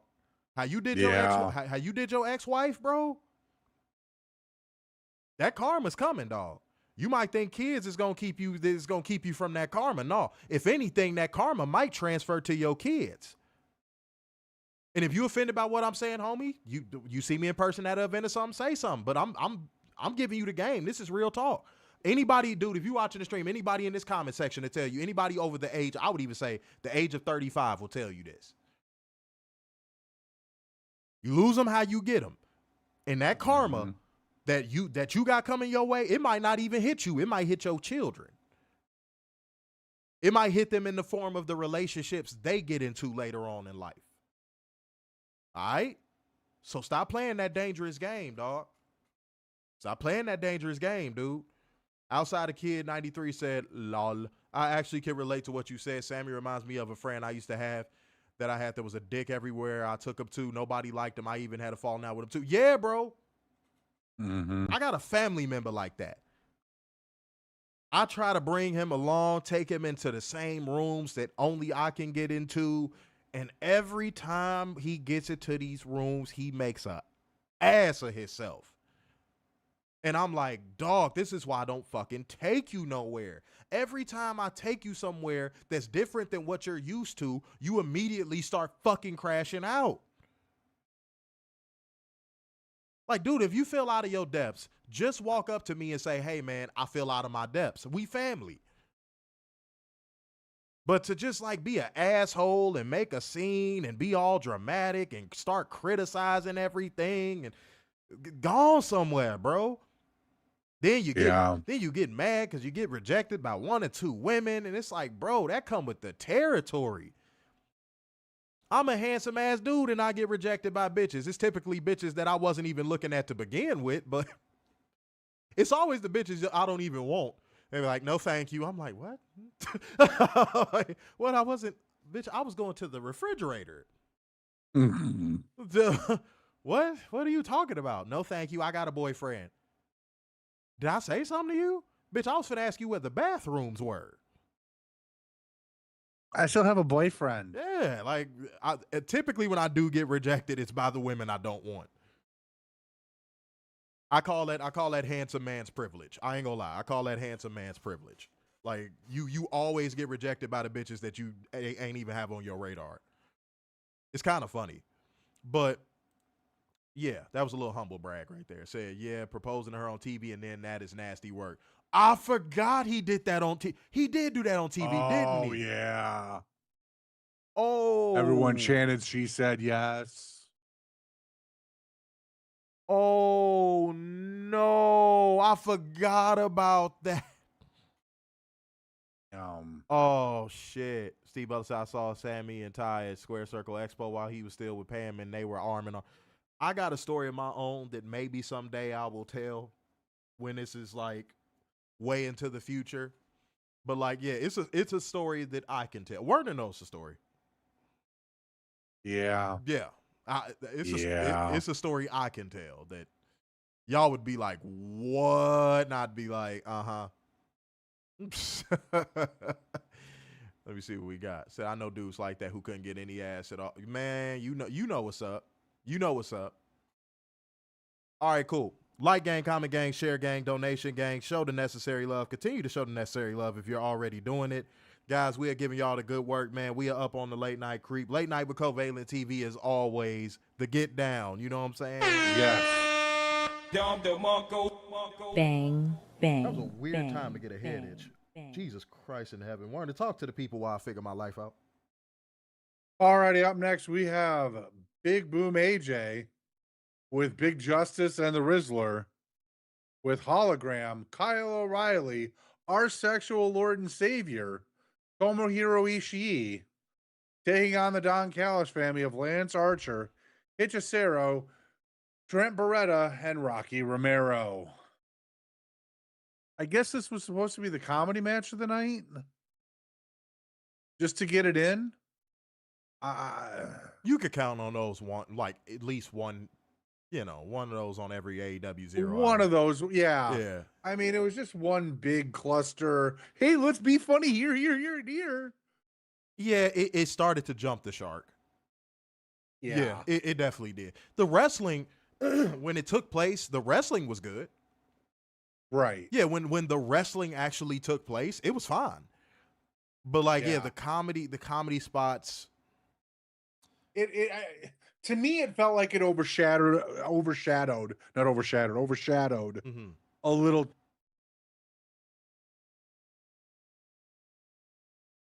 Uh-oh. Warner, you jumping, bro. You jumping. I'm right here. It's still blue. Okay. I'm saying that because my connection is fine. I saw you jump. You was remixing a little bit. But no.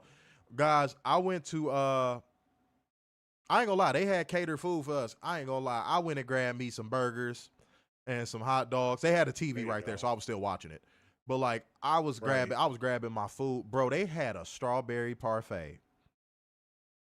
Warner, they had a strawberry parfait that was so goddamn good. Speaking my language here. Homie. And they had these red velvet cookies. Well, based off of how much you simped for red velvet in the first couple years of AEW, I'm sure you want red velvet's cookies. She like white boys too, so you might have a chance.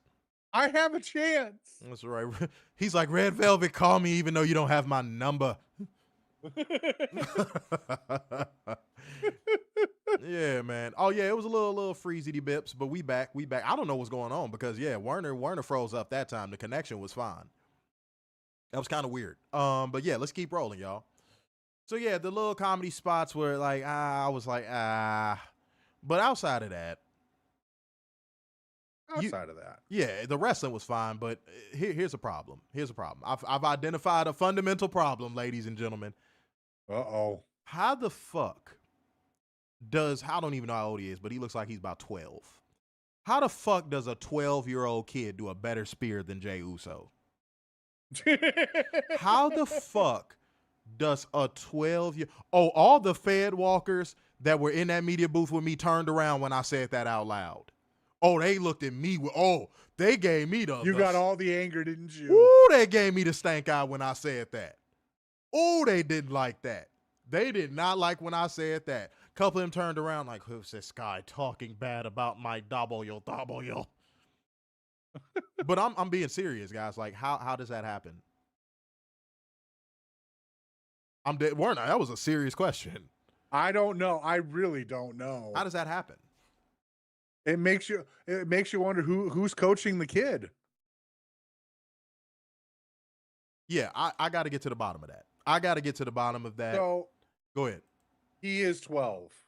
He just turned 12 on April 8th. I hit the nail on the head? Wow. Holy shit. Damn, okay. But yeah, that alone shows you the difference between AEW and WWE. If little kids can hit better spears than their top stars, that tells you how terrible the training and everything is over there. That's disgusting. I think I saw another women's wrestler over at the PC has an ACL tear. Is that true? Yeah, let me double check. But I remember seeing one of them had an ACL tear. I was just quickly thumbing through. Oh no. Well, we both check his stuff. Yeah, somebody, if you get to it before Werner, just let us know in the comment section, beautiful people. Aria Bennett undergoes ACL surgery. God damn. She just followed us on Twitter too, just the other week. Yeah, NXT. Yeah. That sucks. I'm gonna reach out to her. Yeah, no, that's crazy. Damn, that sucks. That really sucks. Let me see what we got. Rocky Romero getting speared by Big Justice was so what the fuck. Yeah, it felt random as hell. Like the whole structure of the match felt random. I don't think it's random because the last time AJ had a match, they did the same thing. No, I don't think you get what I meant. No, I don't think you get what I meant. So like the structure of the match and like how moves were set up and how the spots were set up, it seemed very random. Okay, I got you. It was like like, you know, again, when you used to play Marvel vs. Capcom and you go to the little question mark square and it goes to random and starts shooting across the screen. That's how the spots were set up in this match. It didn't really have a flow. It was just like, I don't know. It felt like you remember those like really like over the top slapstick early 2000s comedy movies like American Pie, and like it felt very slapstick early 2000s ish. Nothing really not another made teen sense. movie. Yeah, Scary Movie. Yeah. Yeah, nothing felt in order. I honestly would have did that spot in the middle of the match. The spear spot with Big Justice. I would have did that in the middle of the match. I think that would have been funnier. I think the spot who laid out Big Justice? Who was that? Because that was at the beginning. I feel like that should have been at the end. Who did that? I'm blanking on that it. Hechicero? Was it Hechicero? I don't know why I'm blanking on that so much. But yeah, that should have been the end. That should have been the ending spot right there. Because that should have been like, that gets Big Boom AJ fired up because he saw, that would have, to me, that would have made more sense. But, we nitpicking a comedy match.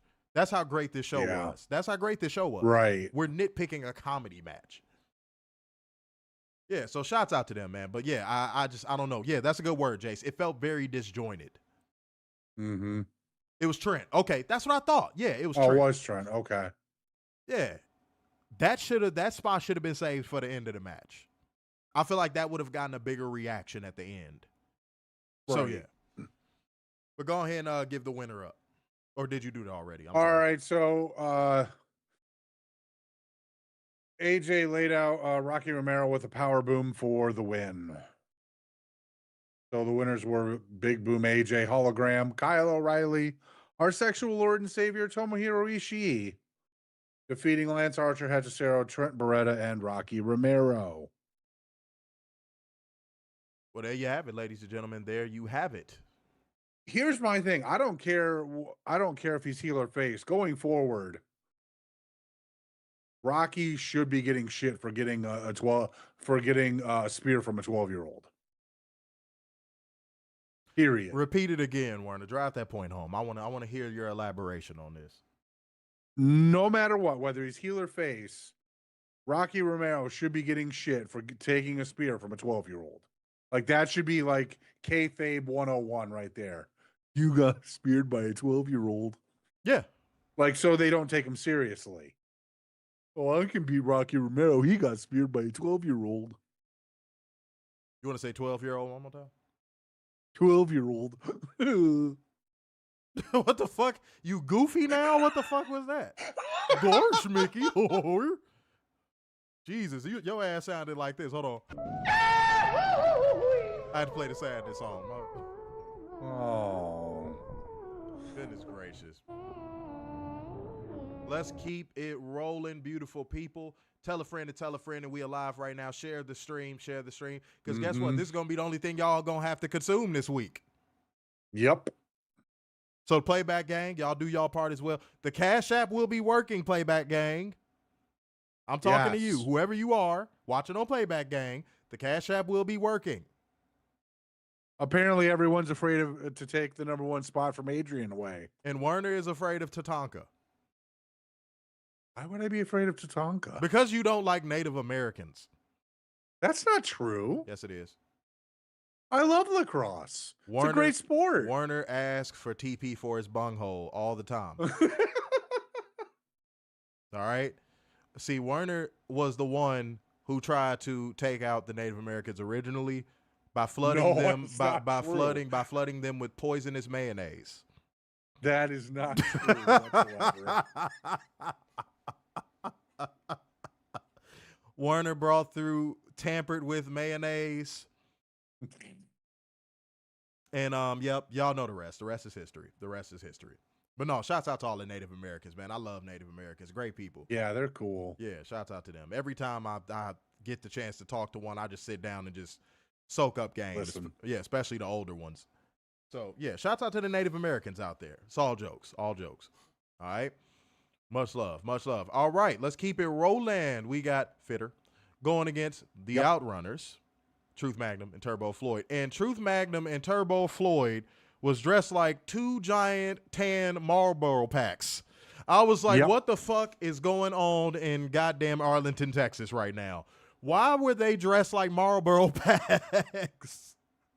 I'm like, are we having two comedy matches in a row now? Bro, what was going on, dog? What? Homie, they should have You know what? Just to fucking complete the cigarette puns, they should have just came out there with goddamn Joe Camel. Not Marlboros, Right? Newports. I said Newport. I mean Marlboros. I said Newport. God damn it. Newports. My bad, y'all. I don't know why I don't smoke cigarettes, so I wouldn't know. But yeah. I'm like, look at these motherfuckers out here, man. And you know it's bad. You know it's a really bad thing on top of it. To have Magnum on your tights while you dress like a pack of Newports is diabolical work. You want to, you put a condom name and you dress like a pack of cigarettes? No, that's disgusting work. That is the nastiest work available in your local area. That is crazy. You'll only find this here on AEW. Goodness great. Yeah, oh yeah, only will you see Magnum on some fucking Newport pants. That was funny. Now that was funny because it was unintentional humor. Right. That alone was funny. I was like, oh man, I can't even lie. That was a little bit funny. But I still stand on my case of Tony, the Outrunners, they ran their course, bro. I still stand on it. I'm not gonna lie. They still ran their course, but yeah. Boy, I must have offended some of y'all cigarette people. Y'all ain't stopped commenting until I got them cigarettes wrong. I don't smoke cigarettes. I wouldn't fucking know. No. Shit. Yeah, that cigarettes are bad. Yeah, one of them tweeted that they put the men in menthol. That's kind of crazy. That's kind of crazy. Nuts. People are, yo, occasionally that corny pro wrestling humor is funny, but it's so rare. It's so rare. That's one of the funny ones. Yeah. When you see, like, typically when you see pro wrestling jokes and like memes, you just be like, oh, like, oh, that was unfunny. That was not good. You know what I'm saying? But yeah, shouts out to them. But no, Outrunners, credit where credit is due. The goddamn Newport pack pants was wild. That was wild. You'll only see it here in AEW. Does that have like some local significance, or like Newport's made in Texas? Look that up. Yeah, I'm like, does that have some type of local significance? Let me see what we got. Cool. Yeah, he always has too much mayonnaise. All right. When he went to the eye doctor to get some glasses, he said, "Bitch, I don't want to see make my lenses mayonnaise." That's what he said. They are actually made in Newport, Rhode Island. That makes it even funnier. So they just did that for no reason at all. They just did that for no reason at all, is what you're telling me? Pretty much. What the? That's so random. That's so fucking random. All right, bro. More power to him, I suppose. But funny enough, something really weird happened here, ladies and gentlemen. They would end up having a very Dallas style, like a Dallas Sportatorium style tag team match. I was shocked. I was like, this is actually kind of good. Because I had just got my foot. I came back and all that stuff because I was eating on the inside. And then I came back out and I was watching this match. I'm like, why is this match actually kind of good? See, I've never said the Outrunners can't wrestle. I've never said that. Right. I just think they're too gimmicky. In an era where gimmicks have to be really good in order to hit, I just think they're way too gimmicky. But like, to be real with you, to be 100 with you, this was a good ass match. I as the match was going on, I was like, man, I can't believe they put this on 0 Hour. Yeah. They actually had a really underrated match. I was like, wow. Now that might large in part speak to FTR's greatness, but like, right. I can't take away credit from the Outrunners too, because it takes two to tango. But like, yeah, it was a very old school style tag match. Even the heel tactics and like everything that, I can't believe I'm saying this either. Even the little stuff Stokely was doing on the outside, it was real old school. Mm-hmm. It was super old school, and I enjoyed it. And you, as you can tell, that the Dallas, Texas faithful, the Arlington, Texas faithful, they appreciated it too because they're used to seeing that style of match. Right. So yeah, I enjoyed it thoroughly, but Fitter win by pinfall with a schoolboy and feet on the ropes from Dax Harwood on Turbo Floyd. Old school heel tag team finish. With help from Wheeler and Hathaway. Yeah. Good stuff. Well, one time Stokely Hathaway actually does, is useful on TV. If he was utilized like that, I would have no problem with him. Right. Instead of giving me like these corny, obscure 90s black TV show references and making all of these goddamn breaking the fourth wall jokes, and like it's ran its course. That entire thing has ran its course. Like we already saw it done and done better with being the elite. Mm-hmm. All right, so like that tongue in cheek breaking the fourth wall humor in pro wrestling it's ran its course. But if Stokely was utilized like this, Warren, I don't know about you, but I wouldn't have a problem with him. No, I'm with you. Again, it's all about minimizing what he does. Because that's what a manager is supposed to be. Right, exactly. Half and then half. Like we've said with promos on certain wrestlers, with Stokely, it's half and then half of everything. Mm-hmm. Man, check keep going down. Like I'm your weight. Y'all gonna see this Amiri shirt, goddammit. No, I'm playing. Yeah, fucking yeah, no, that shit. My chair is like, I'm going down. Cause you ain't around. Baby. Y'all know the rest. I don't need to shut up. Werner will share no mayonnaise with you because he has none. I took it off. I just got some new mayonnaise this weekend. Bitch, I'm coming to take it. You shouldn't have said nothing. I'm going to slap it. When you wake up and put it on your breakfast burrito, I'm slapping the breakfast burrito out your hand. I tried a new brand. I'm uprooting your carpet. It was a wonderful try. I'm fucking up your irrigation system. Oh, you can't. No, that's already fucked up. What are you? I'm cutting down all the trees you fuck. I don't fuck trees. Yes, you do. You I make do sweet, not. passionate love to them and whisper sweet nothings to them. That is not true. And then late at night when they're lonely, you put a boombox out there and play Careless Whisper so they can. That is not true at all. I made myself laugh. God damn it. I broke myself. Careless Whisper. I'm never gonna dance again. Guilty feet have got no rhythm. Warner's like, don't worry, I'll be back out there tomorrow.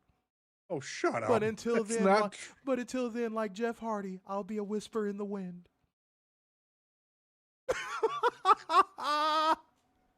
You're so full of shit. Oh, man.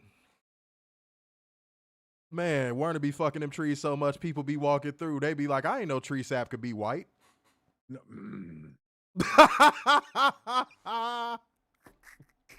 All right, we've now hit the main show. No, this motherfucker wanted to skip to the main event because he be fucking trees.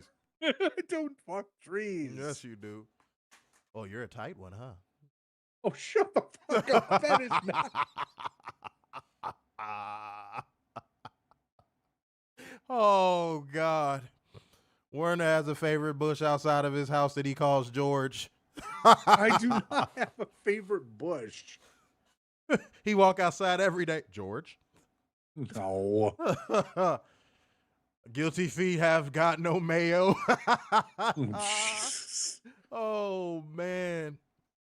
Oh, man, that's great. Good for you, Werner. You know what I'm saying? We need to reproduce trees out here, and that's one way of doing it. You know Not. Yes, it That's is. not happening. Yes, no, it it's is. not. Yes, it is, man. It's all right. Now, slow down, Werner, because you're not ready for a sequoia just yet. Oh, right. shut the. All right, so you got to relax, Werner. You ain't there yet. You'll get there someday. All right. Go ahead. No, go All ahead. right, Take so we've made it to the main portion of the show, the main card, and we kick it off with the Ops, Samoa Joe, Powerhouse Hobbs, Ciabatta Bread, taking on the Death Riders of Claudio Castagnoli, the Mop, Wheeler Yuta, and Loudmouth Gabe Kidd. for the AEW Trios titles. I thought this was a cheat code. I really did. I thought this was a phenomenal match, very physical, great way to kick off the show.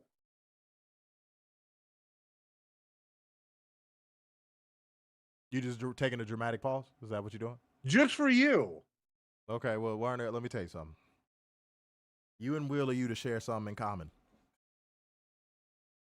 Y'all are both about to get a haircut chant. I don't know if you knew that or not. Y'all got something in common. All right. So, and also Werner is Asian, by the way. I am? Since when? You said that like a fucking Asian person. What the fuck? I am? What the fuck? Yeah, you are.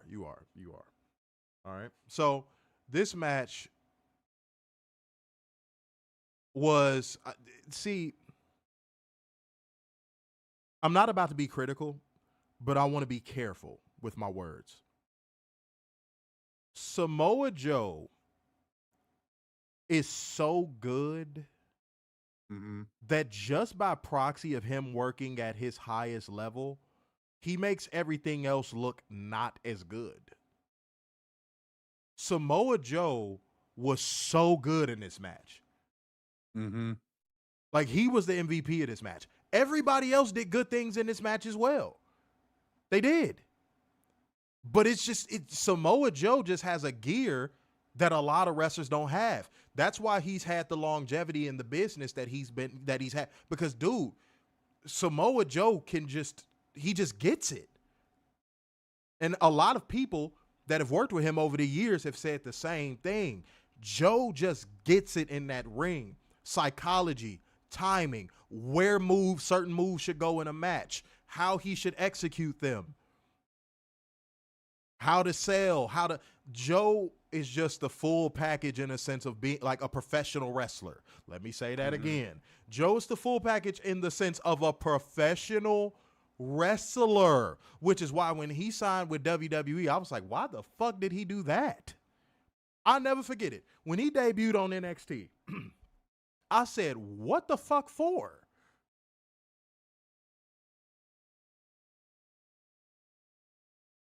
Samoa Joe is the anti-WWE in every possible way you could think of. Facts. He is the anti-WWE in every possible way you could think of. And he shows it every week. Great wrestler. When he wrestles. Yep, great wrestler, great mic worker. Look. I mean, even when he was in WWE and was on commentary, he showed up Michael Cole. Dude, it's levels. Because it's levels, bro. Right. And I love that AEW has such a loaded roster that it allows Samoa Joe to casually show his greatness because he doesn't have to worry about carrying the burden of being a world champion or carrying like he can just go out there and be him. Right. Samoa Joe's one of those few people in wrestling that he don't really need a belt. No. But if asked, he will hold. And he did a great job when he carried the world title. Yes, he did. He makes everything he's in feel important, and this was no exception to that rule. I love the way he worked in it. He was like, man, well, look, we curtain jerking, but I'm going to make it feel like we not curtain jerking. The crowd was hot for this one. Again, I don't know how this came out on TV, audio-wise, but the crowd in the building was hot for this match. I thought there were parts of it where they were hot. Again, this is, and I think we talked about this year 1, maybe 2, after they moved out of Daly's place. But I think they had the issue again of mic placement. I think that was the big problem. That was a big problem they had in year 1 and year 2. Right. Yeah, I think that's what happened here. Okay. They'll learn from it, and then if they do another baseball stadium show next year. Wait, real quick, maybe. Warner. To be fair, because this is my wheelhouse. To be fair, the acoustics in that stadium suck. The acoustics in that stadium are not made for events like wrestling. Okay. It's a lot of I don't know if that's plexiglass. I don't know what type of it might just be glass at the top of that. It's a lot of glass at the top of that stadium, and anyone who knows audio, especially live audio, knows that sound bouncing off of glass it absolutely just sharpens the sound to a degree of where sound loses clarity. So then let me ask this. If the weather permitted and the stadium was open, would that have helped? That probably would have been better. Okay. The layout of that building is it's a beautiful. The stadium is beautiful. Don't get me wrong, but like the layout of the stadium is really unique. It's really like it's a Warner. I'm telling you, it is a beautiful fucking stadium. It is a beautiful fucking stadium, but the layout is very interesting. Like you can look up the map of it on the internet. Like it's a very interesting layout. And then you don't realize how like funky it is until you get in there and you like, huh. It was a stadium that was made for baseball. And they didn't think about other stuff until later. Yeah, it's a stadium made for baseball. That's the only way I can put it. Because I was peeping where the mics were rigged.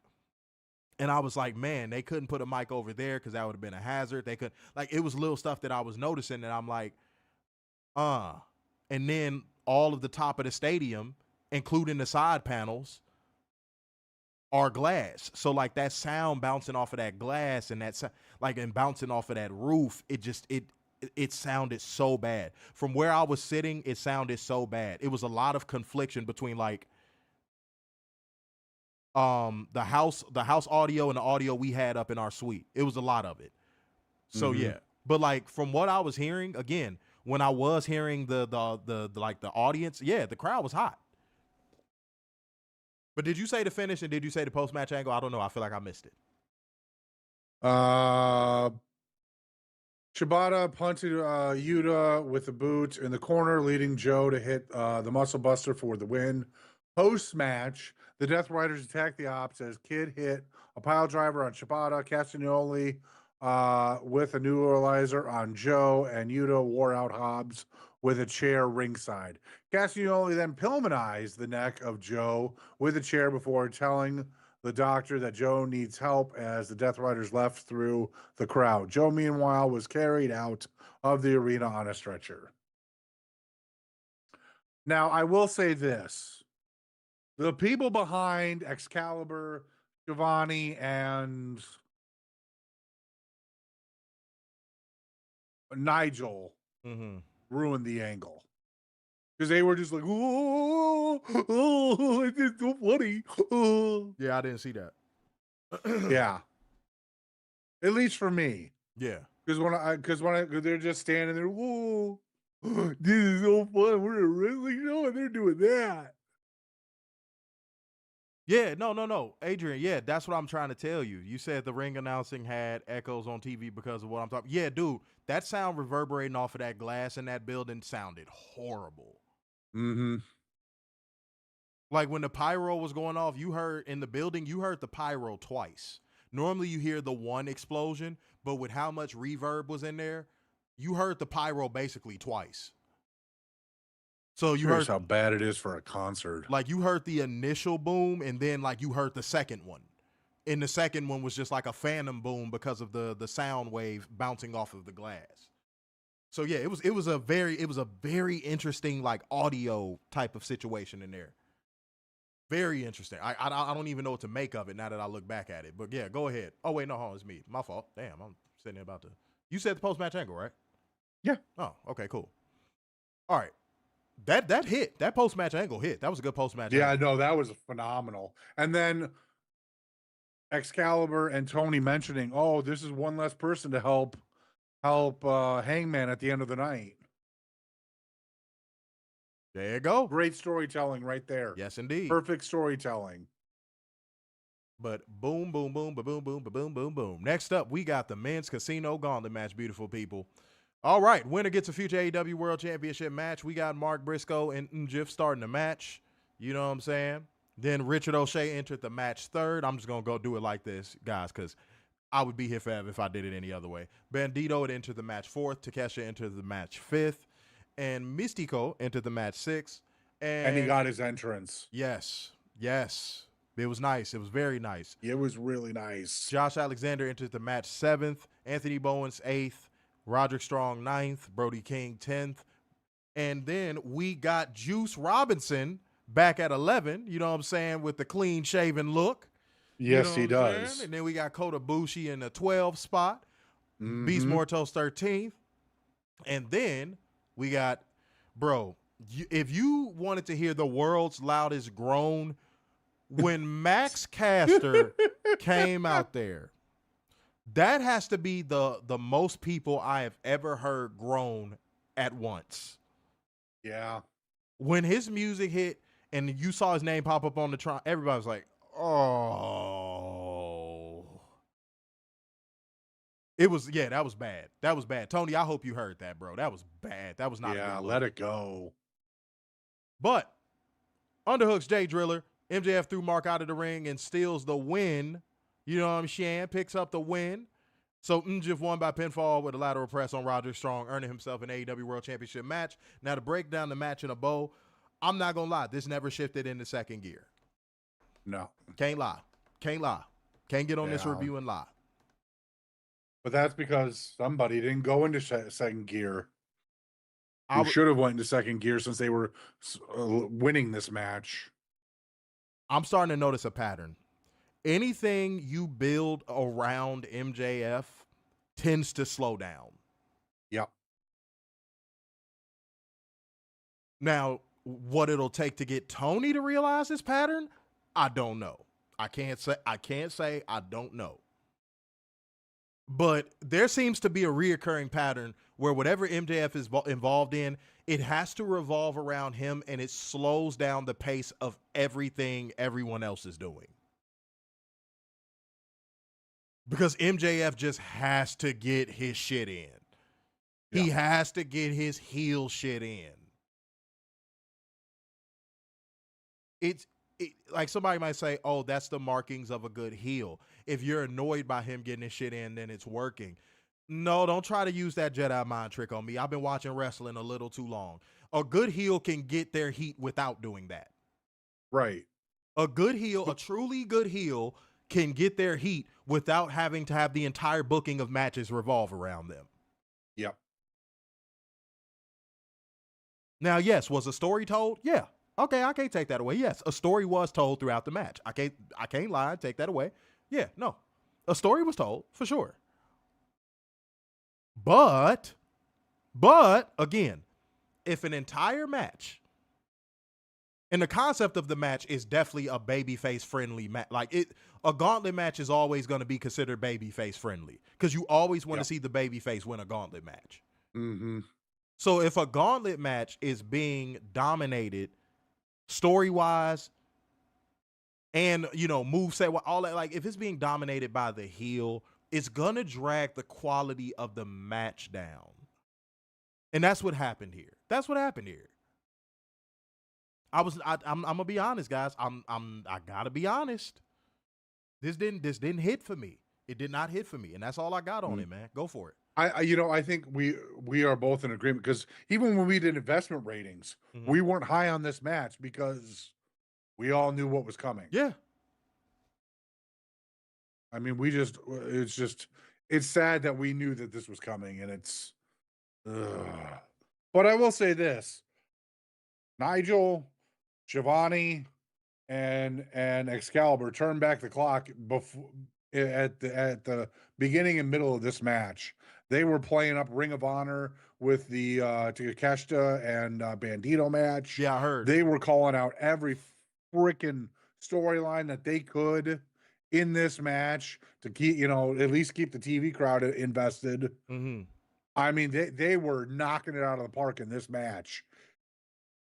It's just MJF. Yeah, bro. Had to be the malaise. Yeah, bro. Yeah. Like, it wasn't even a moment where you felt like a babyface might win it. Yeah. And that's not good. That's not a good thing. That's not a good thing. I don't care how much you're a fan of MJF. That's not a good thing. In a gauntlet match, you're supposed to get that feeling the babyface is going to win it. Like, even if they're not. So, yeah, it never got to that point where you felt like it was going to be anyone but MJF. Which, something that could have fixed that is allowing more competitors to get to the ring. Yep. See, that's a small little booking fix that would have probably made that better. If there would have been more baby faces out there and then they went to that finish, I might have liked it more. But it just felt so anticlimactic. I just, anything MJF does or anything that surrounds him program-wise, it's very slow, it's very anticlimactic, and everything has to orbit MJF, not the babyface. Which, as we know, mega heels make mega baby faces, but MJF isn't a mega heel. Not anywhere close. He's a low-hanging fruit heel. You know, that type of heel that an indie promotion sends out in the opening match to get the crowd all riled up. That's MJF. He's Nick Nemeth. Yeah. He's that guy. He's that guy. And I think Tony needs to realize that at some point. He's not this top heel that for whatever reason, MJF has simps. He's not this top heel that his simps think he is. He's just not, bro.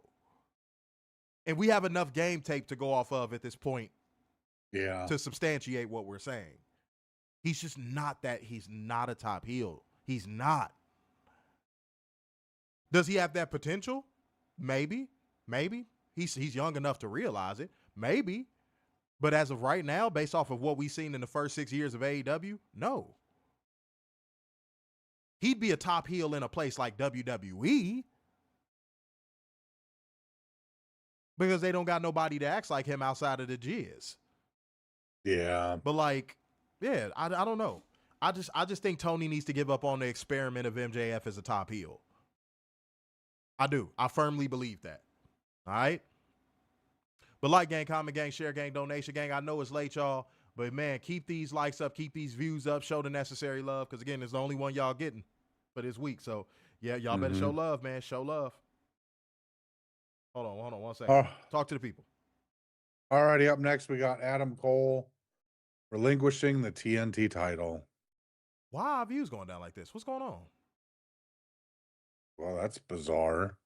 They doing instead of doing what they do with our likes, they doing it with our views. Holy crap. Yeah, what happened? What the fuck? Did the stream go out? It didn't go out. I'm looking dead at it. So no, we're still talking. Yeah, usually that only happens when the stream go out. What the fuck is going on? What is YouTube doing to our stream right now? I have no idea. YouTube, can y'all stop fucking with our algorithm, please and thank you? Like, what the hell is going on? True Seekers roll call right now. Yeah, because I'm trying to see something. It's some bullshit going on. Yeah, there's some weird ass shit going on right now. I don't like that. But go ahead, Warner. Keep going. Keep doing what you're doing. That's weird as hell. Yeah. Adam Cole relinquishes the TNT title. Adam Cole walked out. You know what? At this point, I was like, oh, Tony was rope-a-doping us. All right, let's get excited for this match. And he didn't. Cole came out, relinquished the title. He said he's not going to talk about retirement because he's not in a good headspace. He felt like he owed it to the fans since all he ever wanted to do since he was 9 was wanted to be a wrestler. This is just terrible. He loves everybody. He left the belt in the ring, did his signature Adam Cole baby, and then walked back up the ramp and then gave Daniel Garcia a hug. And now up next we have before you move on. Guys in the building, I'm gonna give a in the arena account. This took the air out of the fucking building. Yeah. Like the audience could not even get up for this match. They were bummed. Like, dude, it took the air out of the building. I can't describe it. It's just a feeling. Like people were just like, yeah, dude, what the fuck? So I don't know if it came off that way on TV, but yeah, in the building, it was rough. It was rough. It took the air out of me. I was just like, holy crap. Yeah, that was rough. But go ahead. All righty, up next, we have Kyle Fletcher taking on Daniel Garcia with Matt Menard for some odd reason. Taking on Dustin Rhodes, who's also taking on Sammy Guevara for the vacant TNT title. In a decent match. I call this a mini cheat code. I mean, I thought this, the action was really pushed considering it was a 4-way. Everyone got in the nut kick on Kyle Fletcher. Yeah, the Shattered Dreams. The Shattered Dreams, which was, nice. But in a shocking win of the year, Dustin Rhodes won the TNT title. Now, this goes back to what I was saying at the beginning, guys. Tony Khan had to make pivots because of certain stuff. And he didn't say, I'm going to let this affect the quality of the show and make excuses for it later. It was shocking as hell. Mm-hmm. It was, I ain't gonna lie, everybody in the building was like, whoa, like it was shocking as hell. But then his first singles title in 26 years. That's what I'm saying. But then once it settled in and people realized how big that moment was for him, I'm telling you right now, the crowd went crazy. The crowd went crazy. Like once they realized the significance of that, they were like, oh shit. That's actually a pretty big deal. Mm-hmm. But something I like, this is a small detail. That camera shot they went to of Kyle Fletcher on the outside sitting by the apron while Dustin is in there holding up the title. That shot, I like that shot. Because you know what that tells me, and I hate comparing it to that other side. That tells me that we're about to get a version of Kyle Fletcher that's probably very similar to the Legend Killer. Yeah. That camera angle, knowing AEW, and they've earned this goodwill, knowing AEW, they did that camera shot very intentionally. When I saw that camera shot, I was the only person in the entire, because that's how you know those other people up there are dorks and they don't know what wrestling is.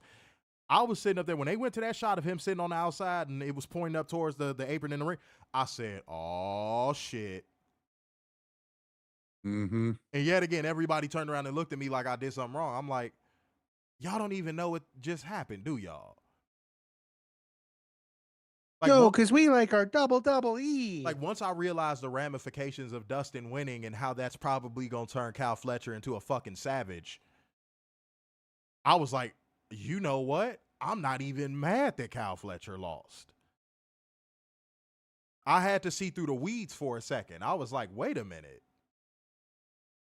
This probably means we get a more aggressive Kyle Fletcher.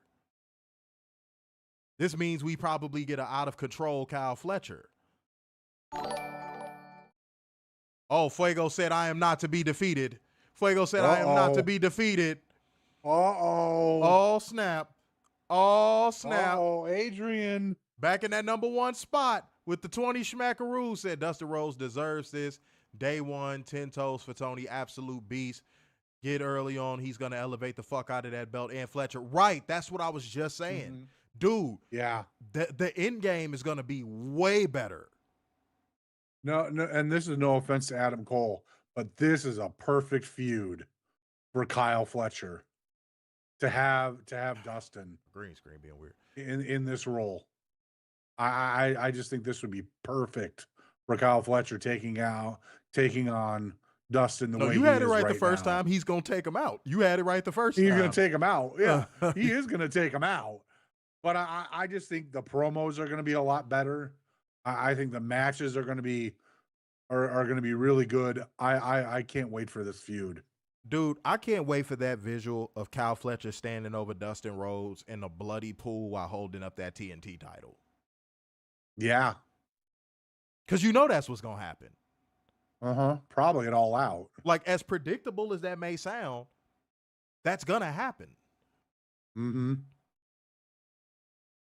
So again, if this means we get a more savage side of Kyle Fletcher, how can you have a problem with this? Because you know Dustin is gonna do phenomenal business. Let's be real. For all the people that might think, oh, why is this old man when Dustin actually does business? That's the difference between him and a lot of these other old-ass gatekeepers in the business right now. Dustin actually does business. So if you're worried about, oh, how is this going to make Kyle Fletcher look, blah, blah, blah. Man, you got the wrong product. Direct all that goddamn uncertainty and doubt onto that other product. Because the only people that was having doubt if an old head was going to be the young guy was WWE fans watching Gunther versus Goldberg. Mm-hmm. So shut that shit up. I don't want to hear that bullshit. If there's anybody out there going, they put it on the old game. He's going to carry it forever. Kyle Fletcher's never going to get it now. Shut up. If I could see the long game on this in real time, so can you. Mm-hmm. I also think, and I don't know if you saw this, but they did after the Kyle thing, they did show Sammy, and it looks like they might try to turn him. Yeah. And if it leads, I think that, go ahead. I think that will work for Sammy, since, as we said, he sucks as a babyface. He does. And if that some way somehow leads to a Kyle Fletcher, Sammy Guevara feud, I'm with it. I'm with it. Because Sammy can go in the ring. Yeah. We have never had any issues with Sammy in the ring. Oh, you've never heard us question. Go back and watch our old reviews. We've never questioned Sammy in the ring. Yeah. He just has a punchable fucking face. That's his problem. That's true. Yeah. Straight up, say Kyle Fletcher is the next champ for sure. Yeah, and Amber said, I feel like AR Fox earned a spot in that match. Dude, everybody who was on this card, and I said this before the actual review that we're doing tonight, I said it feel like everybody that's on the All In card, at least the main card, earned their spot. Yeah. I said that. Dude, it felt like everybody who was there earned their spot. Straight up. Yeah, no, people don't know game, bro. Like, it just, they want that instant gratification bullshit booking that WWE gives. And then it's not even gratification. It's just random. You know what I'm saying? So, like, yeah, I don't know. I do not know. Like, I don't know what people expected that to be. Like, once the hand came down for the 3, I immediately figured out the long game in my head. I said, oh, this is going to be a much bigger deal. When Kyle Fletcher wins, it's going to be a much bigger deal. I'm going to tell y'all what I think happened with YouTube just now, by the way. YouTube does this thing, and I noticed this, because they do it every now and again. They'll do this thing where they'll drop you out of the algorithm for like 5 seconds. Just to see if your engagement is authentic. But the funny part about that, the irony about it, is like, they only do it with smaller creators. And when I say smaller, I mean like views. They don't do it with the bigger people that get hella views. They don't do it with them. Those are probably the people who views they should be auditing. So they probably booted everybody's views out and then brought them back in because they were like, oops, we made a mistake. These are actually their viewers. Yes, YouTube. These are our viewers. They engage. They comment. These are not spam bots. Because that's exactly what I think that was. They were like, oh, wait a minute. They're getting way too many comments for us. We're suppressing them in algorithm. How are they getting so many comments and so many super chats? Right. That's what happened. I'm positive that's what happened. We're suppressing them in the algorithm. We're only signal boosting all of these other podcasts. Why are they getting all of this engagement? They're not supposed to be getting this. Hit the kill switch on them. Yeah, that's what it is. They don't think the engagement we getting is real right now. Yeah, it's kind of crazy, bro. It's kind of crazy. YouTube, y'all really would have been pissed off if we had did a live review right after because our numbers probably would have been through the damn roof. Yeah. But no, Playback Gang is gonna kill it. I don't got any doubts in my mind. I know Playback Gang is gonna kill it. Yeah. Straight up. Plus, it's all y'all gonna have to watch this week, so y'all better kill it. For real. All right, let's keep it going. Let's keep it going. Beautiful people. Go ahead. Already up next, we got Will Ospreay and Swerve Strickland with Prince Nana taking on the Young Bucks, Matthew and Nicholas Jackson. One is Matthew, one is Nicholas. Ooh. We got an Assassin's Creed entrance for Will Ospreay, who decided to do his best Rey Mysterio jump. That shit was loud as fuck in the bit. Dude, that scared the holy bastard crap out of me. Yeah. That shit was loud. Bro, I thought somebody was shooting. Oh, dude. Dude, that shit, because I wasn't looking. I was like typing something into my laptop. Bro, that shit scared the crap out of me. I was like, what the actual fuck? But real quick, that entrance, once he got in that ring and the pyro was going off on the Ospreay, dude, that pyro that went off above in the building from where I was sitting, that is one of the greatest pyro displays I think I have ever seen in my life. Yeah. Timing the pyro to the Ospreay, and then the pyro show overall after that was that shit. Man, that moment will stick with me forever. I'm so glad I got that on video. That was insane. That entrance was insane. But real quick. So this is a funny story, and I couldn't wait to share this with you guys. All of the other after party stories for the privacy of the wrestlers, I ain't gonna tell them. I ain't gonna tell them on the stream, but this one I can tell. So I link up with Swerve. Wait, hold on. Wait a minute. Wait, who is this? Hold on. Oh, Fuego said, hey, I'm gonna still contribute. He said, someone please show Ospreay other video games. You funny as hell. It was still a great interest. Come on now. But Adrian gave up. He said, I tap. Not you declaring his fucking defeat. Watch him send through like a $50 donation and say, shut up, like, bitch, oh, in all caps. That's going to be funny as hell. Watch this. All right, bro. Keep playing with Adrian if you want to, bro. But, no, I finally got to link up with Swerve after the event at the after party. And man, it was love from the beginning, man. It was dope. It was dope. And we was just talking real quick, and you know, one of the first things he says, because he was talking to the guy that sung Kenny Omega's entrance on the event.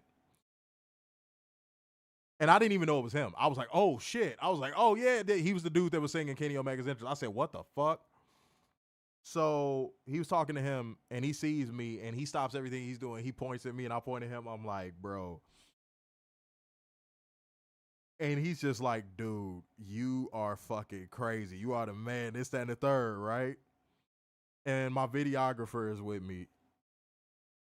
And he's just like, dude, I watch your stuff, this, that, and the third. And just like, he was like, man, you crazy. You be saying some stuff. I was like, man, what I say? He was like, what don't you say? He was like, what don't you say? So Swerve, salute to you, bro. Salute to you. But like, we get ready to take a picture. I'm going to post it. I haven't posted it yet. I got so much shit I got to post. We getting ready to take a picture because he getting ready to split out. And I was like, man, let's get the flick real quick, bro, before you get up out of here. And right before we finna take the first picture, he goes, or a cinema cook-off.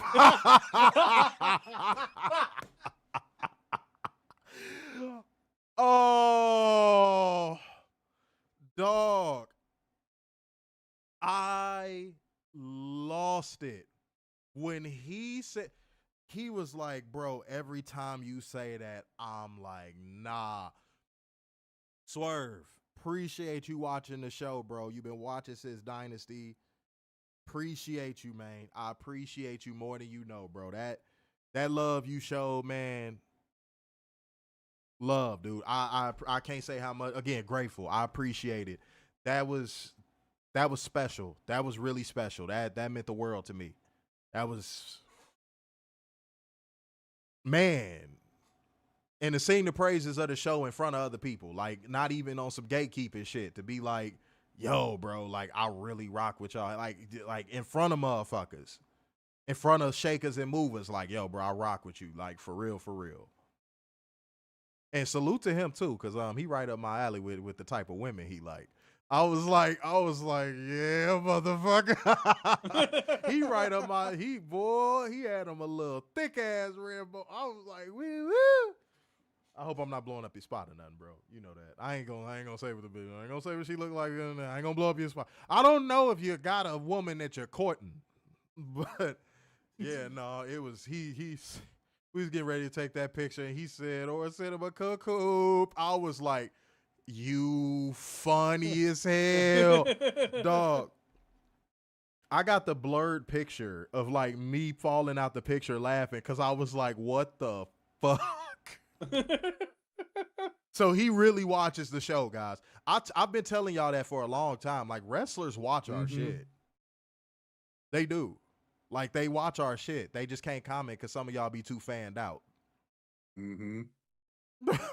Some people be a little too fanned out. But, like, yeah, much love. Thank you. Appreciate every single one of y'all that do watch. But, yeah, if one of them do finally comment, I just need y'all to play it cool. You can say, hey, what's up? But, like, play it cool. They were like, I bought all your T-shirts, and I bought your shoes, and I bought you, and I... No, calm down. Calm down. Calm down, Cupcake. So, this went over the Texas crowd's head because JoJo, look, I was trying not to covet Bray Wyatt's widow. I was trying. But JoJo. Well, fuck that. To be fair, I was on the JoJo way before Bray Wyatt was.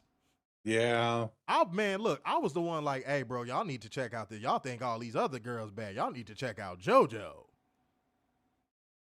I was saying, look, hell no, I ain't gonna feel bad because I was on the JoJo way before everybody else. But JoJo was out there looking like, I'm like, goddamn, you dirty bitch, you dirty bitch, you dirty bitch.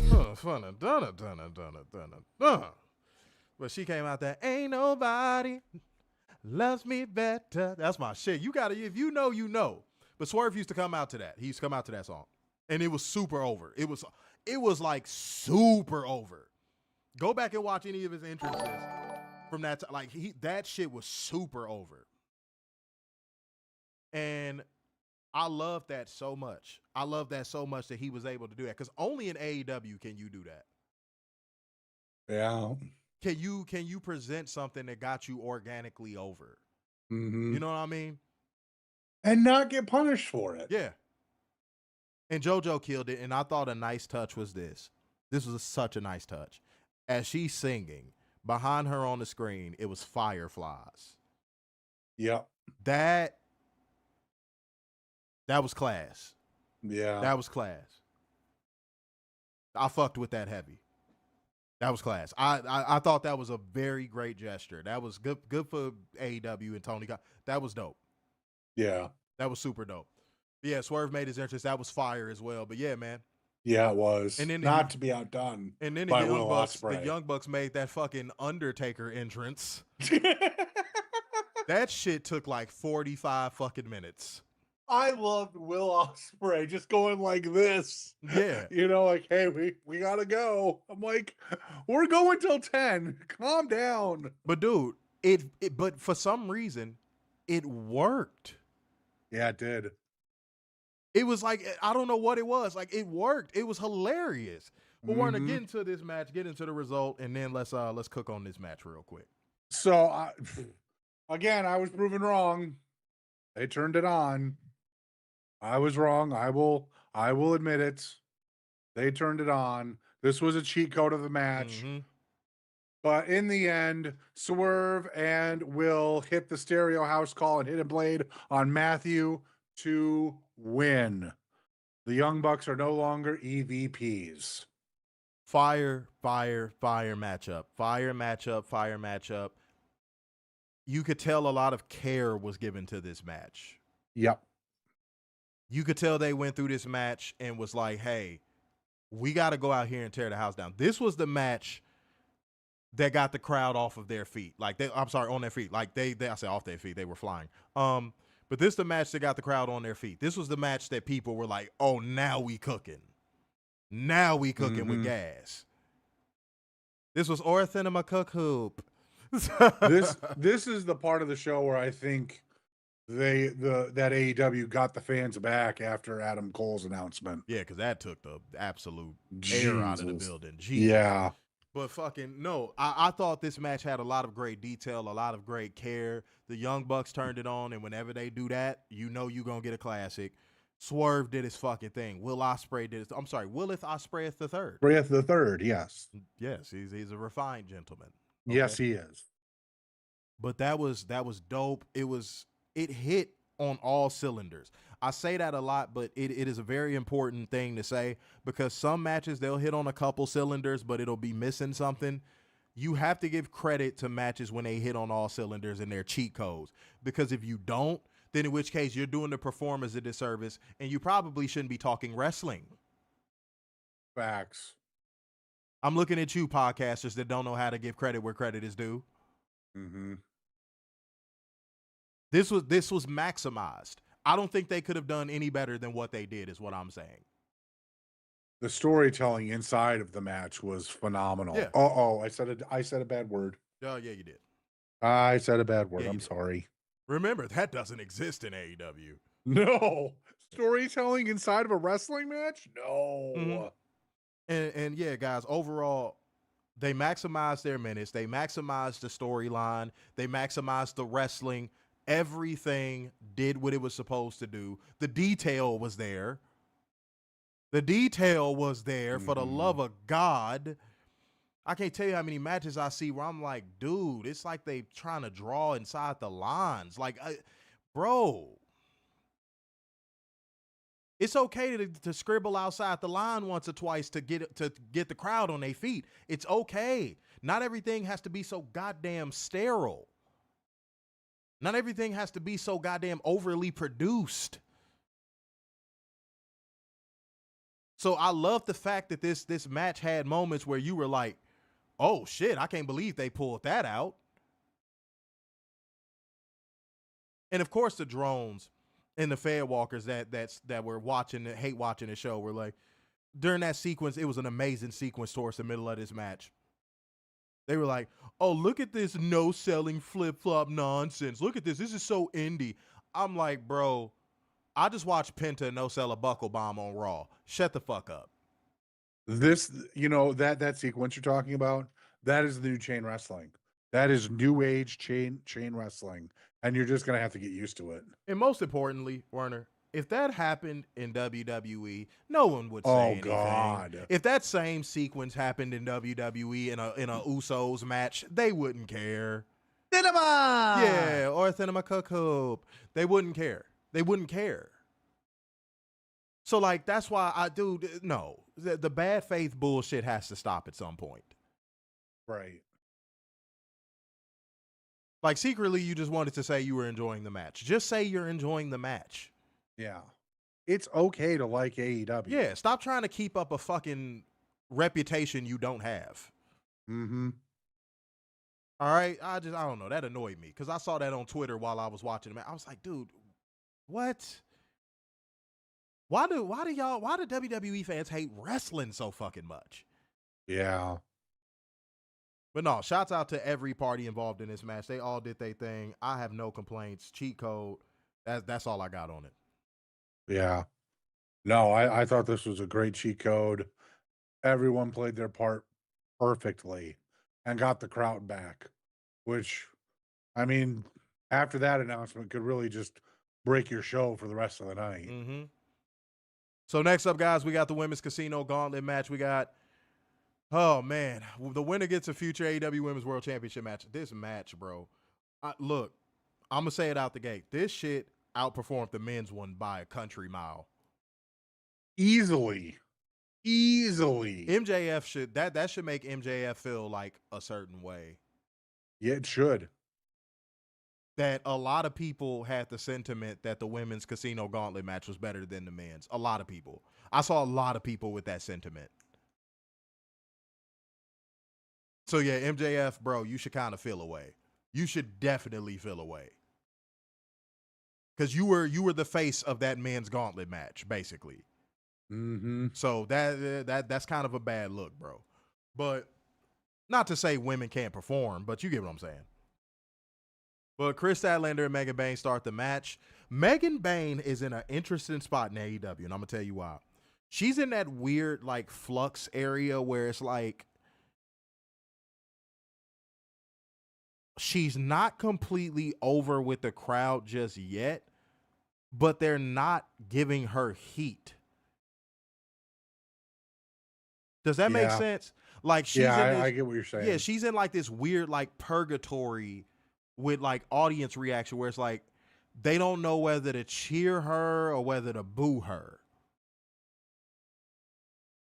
So they're going to have to figure out, like Tony is going to have to figure out a very creative way of getting some type of reaction on her. I don't know what he's going to do, but he needs to figure out a way of getting some reaction on her. Because, yeah, she's coming out to, like, nothing. And some people might say maybe people are just in awe. Maybe. But, like, that sounds like a WWE excuse. You know what I'm saying? So, yeah, Tony, you got to figure out a way to get, like, some babyface reactions on her or some heel reactions on her. Because, like, just being the Megasis isn't good enough for TV. Right. You know? It works great for, like, the Indies and GCW and all that stuff. It works great there because, yeah, there she can be just the Megasis. But, like, you got to give her something more. You know what I mean? Yeah, she needs a vignette. Like a story vignette. Yeah. Some has to give in that regard. Something has to give in that regard. Either way. Yeah, something. Like, yeah, just, but like have a Destroy Willow. Just something to get some, like, a reaction on her. Something. Right. Oh, and Mundo Fuego came through with two smack rules, said, fight back, Adrian. And said, all up. Yeah, man. No, apparently it's over. Well, no, it's actually kind of close. Because if Adrian sent through a specific level of a donation, yeah, he could knock Fuego out that top spot. Easily. Right. Easily. But I don't think I think he's just happy where he's at. Warren, are you trying to call him a bitch? No, not at all. All right then, and you sound like you little bitch, just like that too, with the high voice and everything, a little bitch. Yeah, damn, bro. Adrian in here trying to do his thing, man. He like what I do. All right. But first off, like I said, we got Chris Statlander and Megan Bayne starting the match. Obviously, these two ladies were going to perform at the top of their level because, come on now, it was All In, and we know what they're capable of.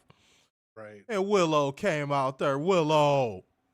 Dear Lord. I ain't going to hold you. That's the first time I ever looked at Willow in that light. That gear she had on, I was looking at her. I was like, okay, Willow. Don't fuck around and get on my radar. I know you like white boys, but I'll have you seeing the light. I had to turn down my television. Why? With the reaction. Oh. It was a wall of sound. Like, I got up just to get a couple of bottles of water. And next thing I know, it's just... Yeah, she got a huge reaction. She got a massive reaction. Yeah, she's a generational baby face. Right. Yeah, you don't get baby faces that fall in your lap like that. You don't. Right. So, yeah, Tony, you got to pull the trigger on her eventually. That's the biggest baby face you have in your women's division. Right, and she's just treading water right now. But yeah, Willow was looking all right. She was looking all right. I was like, all right, Willow, okay. All right. But Ty Mello enters fourth. When Thekla enters fifth, she came out there like fucking Spitfire. Jesus Christ. Yes. Goodness gracious. Like, that woman I think she's legitimately insane. Yes. I am of that fact now. Yes. Goodness gracious. Yes. What is wrong with her? She's Austrian? So surprisingly enough, Julia Hart came out to a decent reaction too, and at least in the building. Yes. In the building, she came out to a great reaction. And then we got Queen Aminata coming in seventh, who came out to a decent reaction. Mina got a huge pop. Mina Shirakawa got a huge pop. I will say this. Thekla and Queen Aminata are forever dance partners. Yeah, they created it. Yeah, they are forever dance partners. Oh, God. And that is why organic reactions to things are so important in professional wrestling. The one thing that WWE has shunned since their existence is organic reaction. And now that you see a promotion that knows how to go with the grain instead of against it, it feels like you're watching wrestling from an alternate universe. Because it's so many years of conditioning that, oh, if you get something over organically, oh, well, we're gonna demote you. We're gonna de-push you. Yep. Or if we do want to run it, we're gonna run it straight into the fucking ground. Because we're WWE and that's what we do. Yeah, we're gonna show you. Like, I didn't create this, so I'm gonna bury it. You can say that about Vince too. You could do Vince voice too. Shit. Yeah. Yeah. It's not one of mine. But fucking yeah. I don't share my toys. But yeah, maybe with Brock. But no, like dead ass though. Like, it's so good to see organic things be capitalized upon. I just wanted to put that out there. Straight up. Yeah, Mina had kids dancing to her theme song. Dude, everybody in there was having a great time. Yes, that was crazy. Straight up. Oh, yeah, Mina running down that ramp. That was... Oh. Yeah. You know, I'm going to watch this show after it. You nut-ass freak. Can you go somewhere? Damn, man. Man, dude, you got a fucking credit card from Horny. Do not. Good God, man. You go to an ATM and get dildos. No. Lord, man. God damn, if this lip balm, you just gonna stay over there. Fell out my pocket again. Suck my dick. All right. Let me see what else we got said. Willow is the biggest baby face in wrestling. She's what Bayley could have been if she found booking worth a damn. No, bro. No, bro. Bayley is just not what y'all think she is, bro. She's just not. Look past the fat ass, bro. She's just not, bro. And the boobs. Yeah. Oh, because them titties is popping now. Yeah, they are. God damn. I'm like, did she get an augmentation or something? Good Lord. But like, yeah, no. Yeah, you gotta look past it, bro. She was never gonna be that. She's just not that good, dog. I know that's an unpopular opinion because she has so many simps, but yeah, bro, I don't care. Like, she just was. She was never gonna be that. I'm sorry. I know that hurts Bayley fans' feelings and Bayley simps' feelings. She just wasn't gonna be that. So yeah, y'all gotta let that go. Okay. But Athena enters the match 9th, Thunder Rosa 10th. Oh my God. And Shuri enters the match 11th, and then Alex Windsor enters the match 12th. This shit just reached maximum overdrive.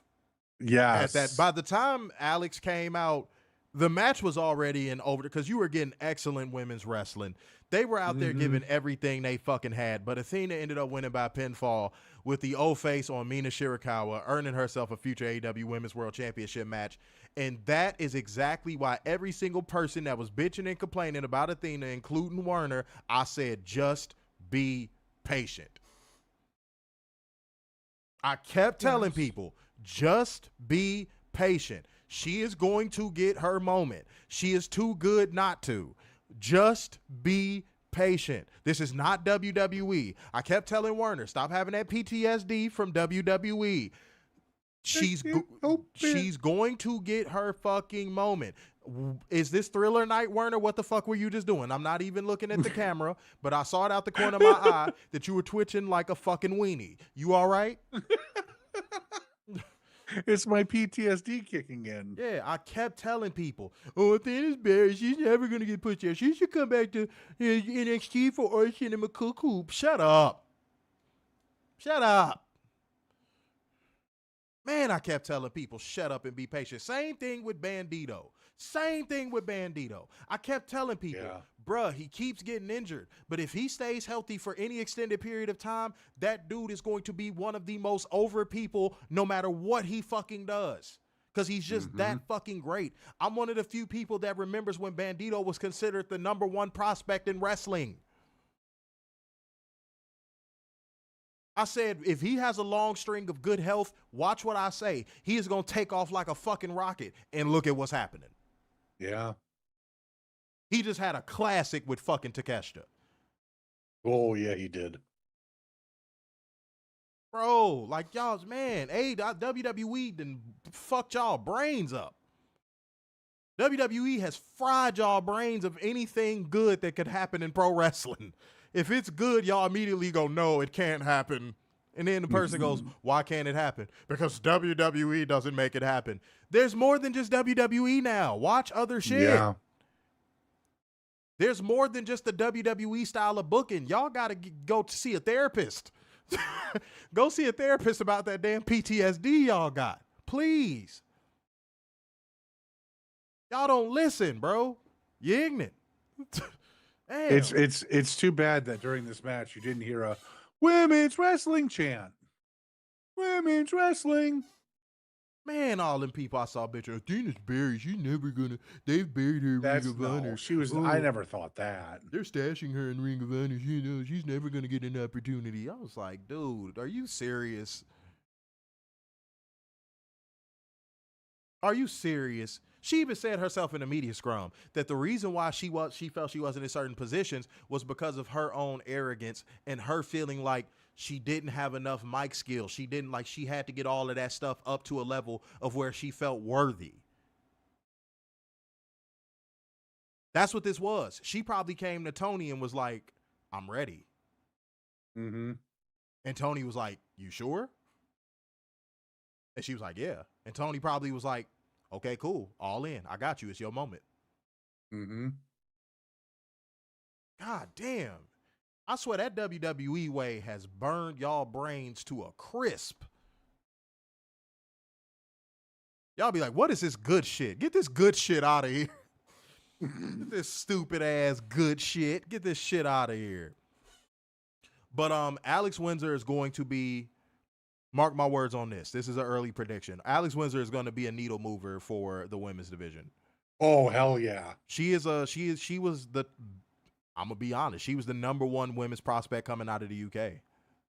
Mm-hmm. Next to Rio. It's like 1A and 1B. And if Toni finds a way to get Rio, mm-hmm. if he finds a way to get that WWE out of her brain, I think not only do I think she would thrive in AEW, I honestly think she'll go to that next level as a wrestler and as a character in AEW. Mm-hmm. So Rio, if you watch the show, I'm telling you, that's the move for you. That's the move. Do it. Hey, do it. Do it. But overall, again, these ladies worked their ass off in this match. It was a lot of excellent spots, fast pace, good footwork. Everybody was on point. Just like how I said about the tag match earlier, you could tell it was a lot of love and care that went into this matchup. Mm-hmm. A lot of love and care that went into this matchup. And a million times better than the men's gauntlet. Absolutely. Well, Werner, give your thoughts on this match and let's keep going because it's definitely, we're approaching 3 hours now. Oh, dear Lord. No, I thought this was phenomenal. I really did. I thought this was great. I wish we could see more battle royals like this, even if it's just for the TBS title. Mm-hmm. Like, again, this was, I hate using this word because WWE's ruined it, but this was a fun match. This was a fun match to watch. On top of the wall of sound for certain wrestlers, this was a fun match to watch. This was not boring at all. There was so much to see. Which, by the way, that's an indictment and a success upon Tony Khan.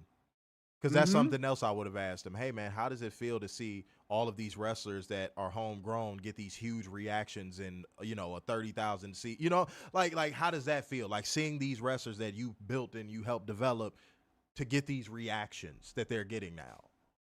You know what I'm saying? Like, because that's huge. Willow, like Warner said, Willow came out to a huge reaction. Mm-hmm. Even Julia Hart came out to a big reaction. Yep. It's beautiful, man. It's beautiful. I love to see it. Yeah. I really do. All right, Warner, let's go ahead and start speeding this All up. righty, we got the Hurt Syndicate. They hurt people. They definitely hurt people. Yeah. They hurt people. Bobby Lashley and Shelton Benjamin with MVIP and MJF taking on JetSpeed of Speedball Mike Bailey and Kevin Knight. MVP, I know it was you that brought that Popeye's chicken to the after party. You're not fooling nobody, man. I know you brought it versus the Patriarchy of Christian Cage and Nick Wayne with Mother Wayne and Kip Sabian for the AEW World Tag Team titles. I thought this was a mini cheat code. I thought this mini was cheat code for sure. Yeah, was good. I think this. I think Shelton and Bobby heard a lot of the crap from Double or Nothing, and we're like, we're not letting this slide again. Hell no. Oh no, they were on top of their game in this match. Yeah. Yeah. But to make a long story short, Christian Cage dodged a spear, tried for a kill switch, but Lashley sent Cage crashing into FTR, who were on the apron, leading to a Lashley spear for the win.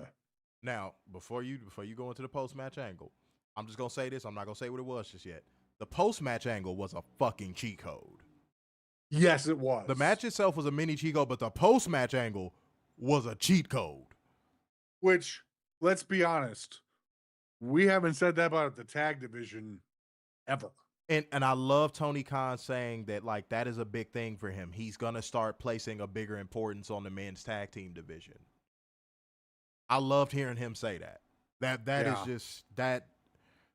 I love it. I love that. I just love that. That transparency. I love that. I love that. But go ahead and get to the post-match angle, sir. Alrighty, post-match, FTR and Stokely Hathaway got into the ring, but Nick and Sabian stood in front of Cage, who shoved them aside. Nick Saban. He's Nick Saban now. You didn't know Nick Saban signed with AEW. Jesus Christ. Bruh. Oh my God. He's definitely like, I'm sick of Pat McAfee on WWE. I'm gonna go to AEW. You was definitely about to call him Nick Saban. Bruh. Oh my God. That is hilarious, dog. I'm sorry. That was some funny ass shit. Nick Saban came to the ring and he said, "Roll Tide." Showed up. Oh, God damn. That was funny. Go ahead, Werner. All right. But Nick and Kip Sabian. Thank you. Stood in front of Cage, who shoved them aside after a brief trash talk. Cage told them that they were leaving, but Nick laid out Cage with a kill switch. Mother Wayne is laughing in delight, slapping Cage as Sabian got steel chairs with Fitter, presenting them to Nick to do the honors. As he was about to put Cage out of his misery with a concerto, when all of a sudden, you think you know him. To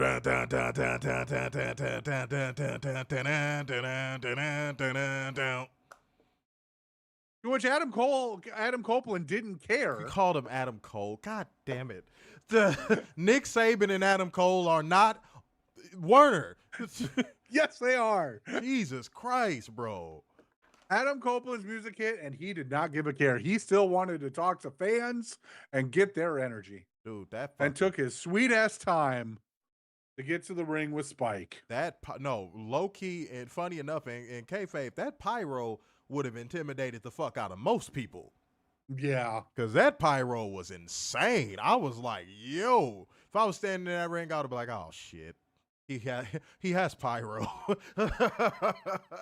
But no, like dead ass. But the moment, I want to say this one. That moment where you thought, obviously they pump fake like he was going to get the upper hand on Christian Cage at his lowest moment. And he helps him up and he brings him in close. And instead, how Christian said, go fuck yourself.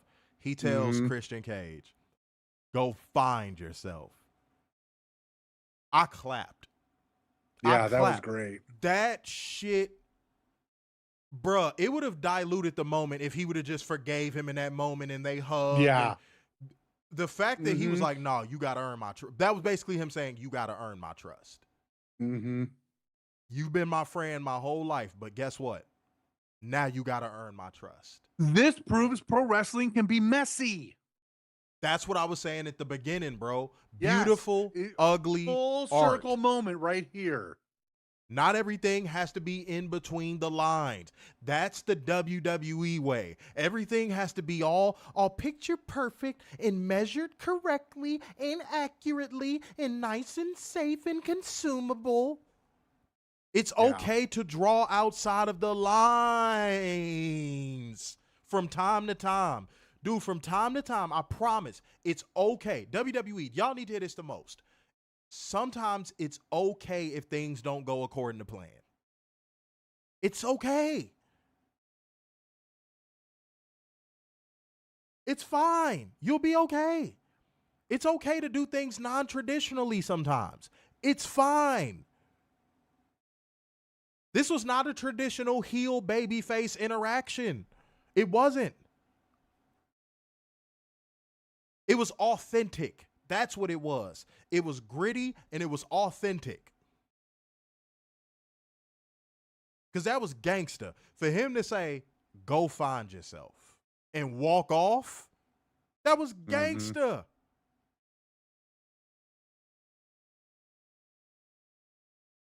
How could you not?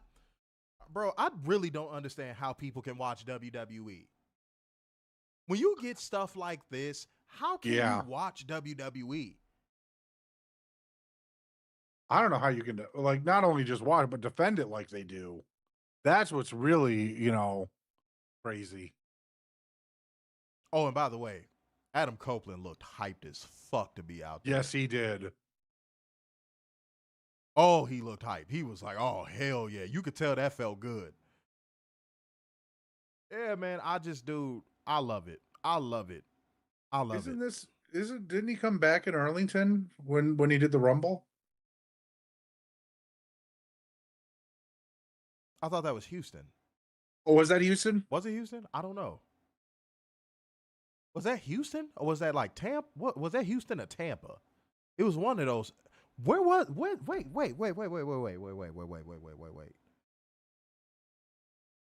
Where was that at? I used to know this. Because I remember you were there. No, I wasn't at the one where he came back. Yeah, you were, because I remember you were screaming on the phone. You sent me a voicemail or a voice message of you screaming Edge's back. When he came back at the Royal Rumble? Yeah. Dog, I wasn't there. I was not there. I was at a watch party. I remember like it was yesterday. I was not there. I was not at that event. You sure about that? Royal Rumble. Where was that at?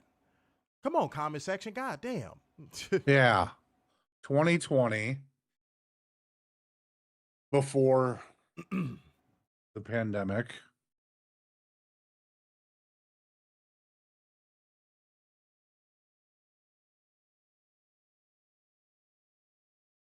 Yeah, dude, all of these new phrases that people come up with, dude, WWE fans have ruined aura. They've ruined cinema. They've ruined cooking. They've ruined hooping. And they don't even use hooping in the right context.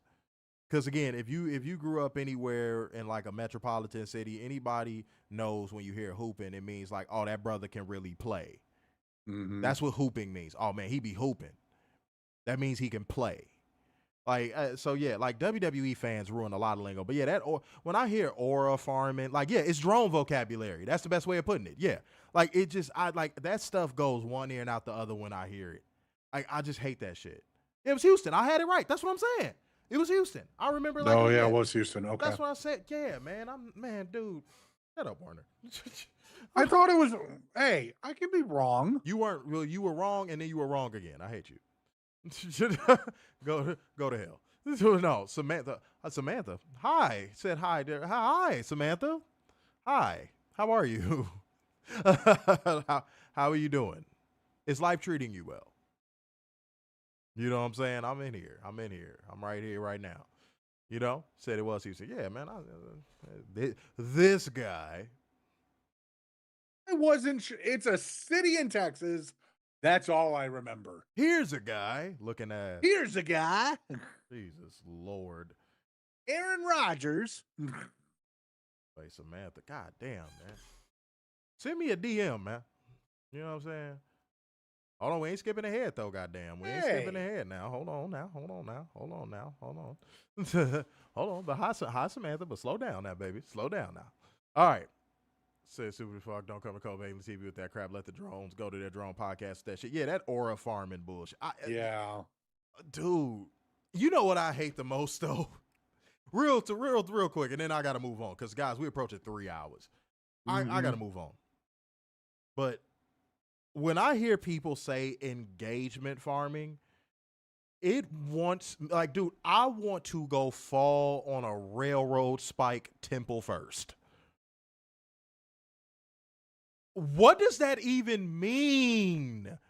Isn't that what everyone is doing when they post something on Twitter? Yeah. Technically, everyone is doing that. Yeah. Everyone is posting on Twitter or anything else to get attention. Be it towards a cause or something. So when I hear engagement farming, I groan because I'm like, what does that even mean? You mean the platform? Is that what you mean? The platform? Yeah, please don't say engagement farming around me. Lord. Because that is one of the dumbest phrases I've ever heard created. I do not understand you know what it means. Oh, you made a post where you knew you wanted to get people's reactions. No, that's called trolling. It's a difference. Mm-hmm. That's called trolling. There's already a word for that. And half the time, people only say that when you're making a solid point. That's the only time people say it. Like when you're making a solid point, and it's typically when you're making it about WWE. If it's at WWE, it's, oh, you're engagement farming, you're rage baiting. What? So yeah, please don't say that. Don't say that bullshit around me. Please don't say that bullshit around me. Because I'm going to call you a cornball to your fucking face. I'm going to call you a dork or a dweeb to your fucking face. Don't do that. Yeah, that shit is so corny. All right. Moving on, my good sir. Mm-hmm. Are you ready? We got Timeless Toni Storm taking on Mercedes Moné for the AEW Women's World Title. Yeah, I'm like, Samantha would have waited just one more second. Yeah, right? I said, I want AEW to come to Carson City, Nevada. What is out there? Oh, yeah. I say that with love. I've been all up and down Nevada. What's in Carson City? I'd rather them go to Reno, if anything. Walmart? Yeah. I don't know. That's all right. In a cheat code of a match, I thought this was a cheat code. I thought the storytelling in this match was phenomenal. The entrances were phenomenal. Entrances were phenomenal. Everything worked to a T in this match. Match presentation was phenomenal. Right. Yep. Everything. Everything worked perfectly. What I say earlier, all cylinders, all of them. Mm-hmm. All of them. And look, we 3 for 3 at this point on this stuff, dude. Yeah. Look, again, another match that was treated with great care. Mm-hmm. But I'm gonna tell you what I like the most about this. Real quick. Mercedes did not have the body language. Wait, did you say the result? Real quick. Avalanche Storm 0 gives Storm the win, handing Mercedes her first singles loss in AEW. Boom. Here we go. Now I can say my point. Mercedes did not have the body language of someone who's pissy about losing a fucking match. You fucking dorks. Now you can finally shut the fuck up about Mercedes Hogan. Oh, she never loses. We want her to go back to being a black girl that loses to the blonde-haired, blue-eyed white girl again. Shut up. She also doesn't have creative control because I saw that all up and down the timeline. God, the Mercedes Hogan memes can fucking stop. You, god damn, you microaggression racist ass motherfuckers. Like I cannot stand the people who can't stand Mercedes. Like because it's you know what it's rooted in. You know what it's rooted in. And I hate people pretending like it's not rooted in that. You know exactly what it's rooted in. Thinly veiled racism. Very thinly veiled. About as thinly veiled as an African elephant behind a fucking ant. Y'all can finally shut the fuck up now. And not only did Mercedes lose, she did amazing business, and this actually some way, somehow elevated Toni Storm, elevated her so high to the point of where I'm like, what's next? Yeah. That's how great Mercedes was in this match. Now I'm looking at it like, damn, what can Toni Storm do after this?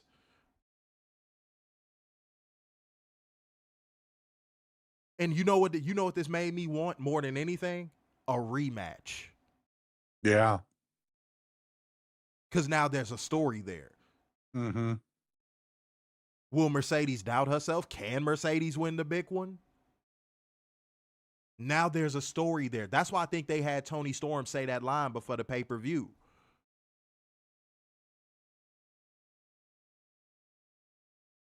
You know what I think would be a dope storyline, and I think they should do this? Mercedes should just start losing all of her belts. I was just thinking that. Like, that should be the storyline. That should be the storyline. Mercedes is starting to doubt herself. She starts to hesitate in matches. Like, that would be dope. I think that would be dope. It'd probably end up making her a baby face, too, if I'm being honest. Probably. So, yeah. Build her up for that world title rematch. And you and Toni, you got all the time in the world. Don't rush it. You got all the time in the world. Don't rush nothing. Adrian Carpenter came through with 2 smackaroos, not to be denied. He said, I ain't out the game just yet. Yeah. He ain't out the game just yet. He's still in that number 2 spot, bro. Okay. Said Mercedes Moné, Angel Reese, same struggle. Facts plus tax, bro. Yeah. And you know what I know they hate about Angel Reese? Now Angel Reese is balling. They mad. Oh, Angel Reese is balling right now. The team is starting to win games. The Sky is starting to win games. Those racist Caitlin Clark fans are in shambles right now. And she just got the 2K cover. They are hurting. Oh man. But no, this match, it had just the right amount of kickouts. It had just the right amount of drama. Dude, but Mercedes kicking out of the 3 Storm Zeros. Because typically that's how a Toni Storm match would end. When she kicked out of the 3 Storm Zeros, I said, oh, they about to go crazy. And crazy they went. This was an excellent match, cheat code of a match. And just like how I said on the review on Wednesday, this elevated women's wrestling. Yep. The bar has been raised.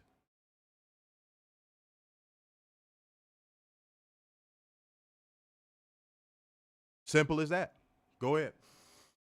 No, I think this was, with this and the Gauntlet match, this clears anything WWE did tonight. This elevates women's wrestling. This raises the bar to be like, top this. That whole locker room should be like, damn, how are we going to top those two? Because those two are the top of the wrestling world right now, and I don't know who can top them. Robert came in. Robert said, I'm getting in on this action. With the 10 Schmackaroo said, let feast. Hello from Merc. Been putting in some serious overtime now. We'll watch our playback when I get home. Yeah, man, we figured we approach at 3 hours, dog. So, yeah, this is going to be a good stream for the playback gang to watch. I think we've maybe done like 2 or 3 3-hour streams in our entire existence. Like 2? I want to say 2. I want to say 2 as well. Yeah. So this would be the third one. So Yeah. we giving y'all a lot of good work before again, no reviews this week. So yeah, y'all getting a lot of good work. It's a lot of gems in this review so far. So just keep watching it. All right. Appreciate you, Robert. And yeah, man, Robert, appreciate the love. Thank you. You know what I'm saying? You've been a loyal viewer as well and a loyal supporter of Covalent TV as well. So appreciate you, man. All right. But so that said, Toni Storm's the greatest women's wrestler. And yes, unlike some goths, she has mainstream appeal. Here's the crazy part about it. Everybody, all the drones were trying to go for a gotcha moment going, oh, look, they moved way more tickets than people expected for the Evolution pay-per-view and Saturday night's main event. And you know what was so funny? Nobody cared. They were trying to go ahead. I'm sure they gave away tickets. Yeah, they were trying to dominate the feed with that narrative, and it didn't stick. It didn't stick. I bet you people by Wednesday, no one is going to be talking about Evolution on the timeline. No. I'd even say by Tuesday, if I'm being honest.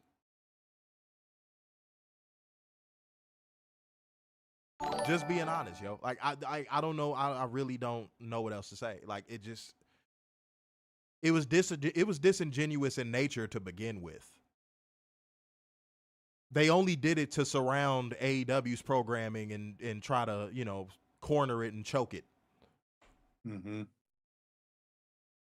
Like they'll do with Forbidden Door. And again, guys, they are not filling up the capacity of these arenas anymore. All you got to do is look at WrestleTix. No, they're not. Like now, WrestleTix is finally including the stat of what the building can actually fit for a specific event. So like for wrestling events, it'd be like, hey, this building can fit, the layout can fit this many people. WWE isn't even hitting layout. And they're showing the number. WrestleTix has always done this part. Now they're showing the number too of like the number they pulled the last time they were at a specific venue. That's going down too. Yep. But remember what I've always said on this show, and I've told Werner this. I'll never forget the review that I brought it up on. I brought it up on a year 2 review. I said, guys, it is something about drones that y'all must know. They'll let WWE fall, but they ain't going to let them fall too far. Nope. They ain't going to let them fall too far. So when you see those last second, like, ticket sale surges like that, that's WWE drones going, we must form a Voltron and save our WWE. That's all that is. They do not, they will not let WWE fall. That's why they get the shitty product that they do. If they let WWE fail, they might get a better product. But they won't. Could you imagine if a WWE fan actually booed? These days, please. Please. Fuegos came through with the 5 smackaroos. He ain't done either, man. He trying to solidify that top spot. Yeah, he trying to solidify that top spot. Ah, man, I love it. I love to see it. That means you're doing your part. Okay? Oh, let me go back here. I'm tweaking. Now I can't see the goddamn comments, Lord. Hold on. My fault, y'all. I cannot see these comments, y'all. Hold on. What is this doing? Hold on, y'all. My bad. We're going to go to the next match. Alrighty, we got the international champion Kenny Omega with Kota Ibushi taking on the Continental champion Okada with Don Callis. Winner takes all in a match for the AEW Unified title. Did you nut your fucking draws because you saw Kota Ibushi and Kenny Omega together? Oh, shut up! I did not. Man, you were definitely the G in the LGBTQ when it came to them. Oh, shut up! Jesus Christ, bro. Are they going to reunite as golden lovers and love each other and passionately in the shower again? I would love that. AEW. I want the golden lovers to be all elite. Never said that. I need that. Never said that. I need that in my mouth. I need it in or around my mouth. Never said that. Good Lord. You wouldn't shut up about it for like the first 3 years of AEW. No, I'm going to give you hell about it until I can't no more. Until Kota Ibushi or Kenny Omega retires, bitch, you're getting this work. All right, this was a cheat code of a match. Again, it's Okada versus Kenny. cheat code. Mega long story short, Okada hit a tilt-a-whirl slam before hitting another Rainmaker flush to win. Okada held up the unified title high as he laughed at Omega, who was being helped to the back by Ibushi. Boy, them mosquitoes out there tore my ass up. I'm sorry. I felt a mosquito bite on my thigh. God damn, they was out there tearing me a new asshole. But y'all, I'm gonna tell you something. There was a lot of people that were saying this match never got into second gear. And I said, are you fucking slow? In Japan, wrestling is treated like a real sport. If a match at Wrestle Kingdom doesn't go at least 30 minutes, I'm pretty sure those fans over there feel robbed. Yeah. In the United States, you have to create a match that actually has different layers to it. Now, they do storytelling and psychology in Japan. That's not a diss. But in America, you have to do things a little bit differently. And what I noticed Kenny Omega and Okada do in this matchup, and I've said this exact phrase on the show a million times before, they played their greatest hits. Yeah. This was like, I said this when I was there. I said this to the dude sitting to the left of me. This is like a tribute match to all of their previous matches. That's what it was. It was like a compilation album of all of their other matches. They didn't need to go an hour and 30 minutes. They didn't need to. No. There was no need. You know the history. You know how these two compete with each other. And you want to know what they treated it like in kayfabe, and they treated it like business as usual. Yeah. You know what I'm coming to do, and I know what you coming to do. But I'm going to win.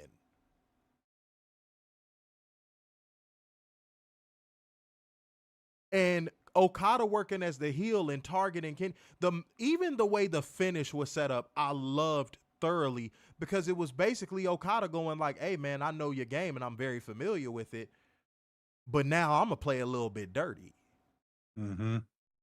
I could beat you fair and square. I've done it. But this time around, I want you to feel it. I want you to feel the sting of this loss. I feel like he did it that way because he's like, well, we're not in New Japan anymore. That's literally what I've just been saying this entire time. Like, dude, he wanted him to feel the sting. Like, dude, I know what you used to. I know exactly what you used to, Kenny. But this ain't that no more. So they did a combination of playing their greatest hits and also Okada exercising this new heel character that he has.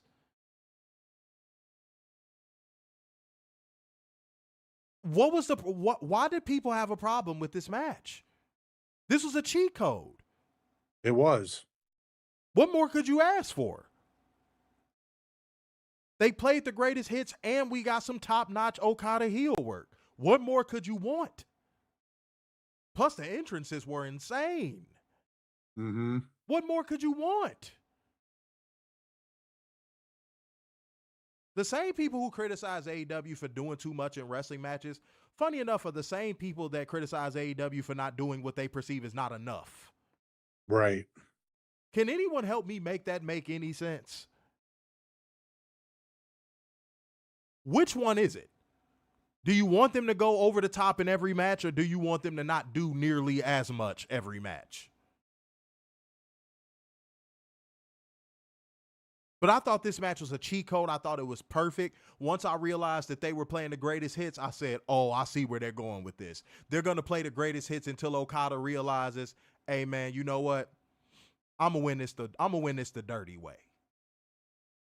And that's exactly what happened. And I especially love the spot where you had Kenny Omega do his signature and then Okada did the drop kick, I was like, there it is. I said, now we cooking. I said, now we cooking. Now we cooking. Here we go. I loved it. I loved it. That's all I got. I loved it. No, this was the best greatest hits match I have ever seen. Period.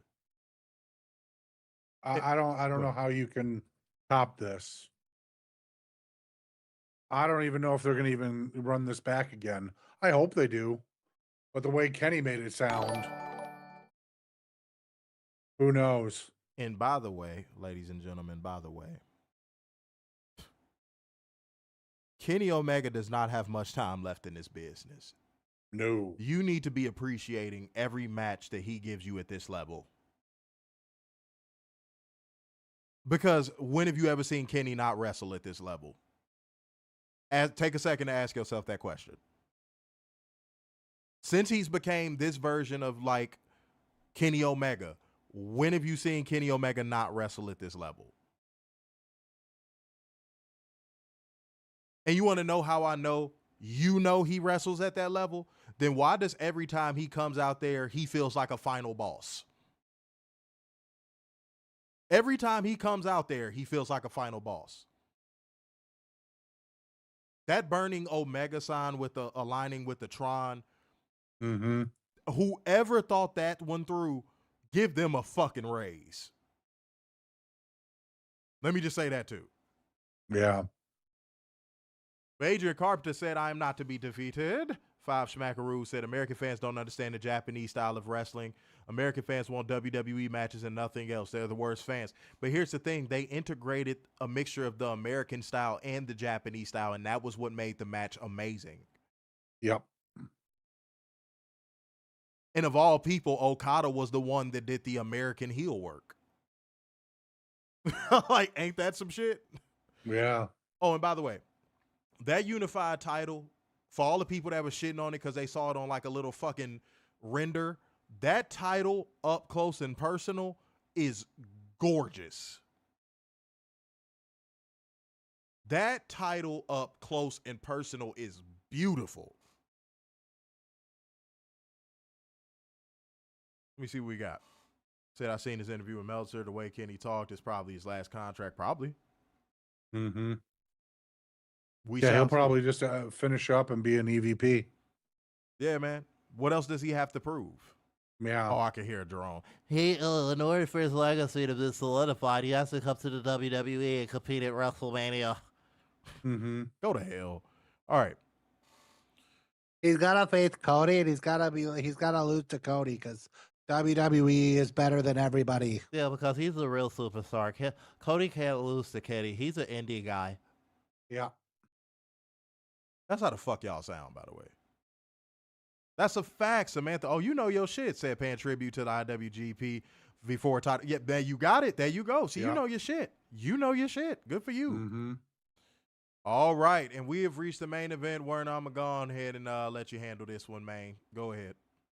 Well, all right, we got Jon Moxley taking on Hangman Adam Page for the AEW World Title in a Texas Death Match. Texas Death. Texas Death. Cheat code. Cheat code. Cheat code. Cheat code.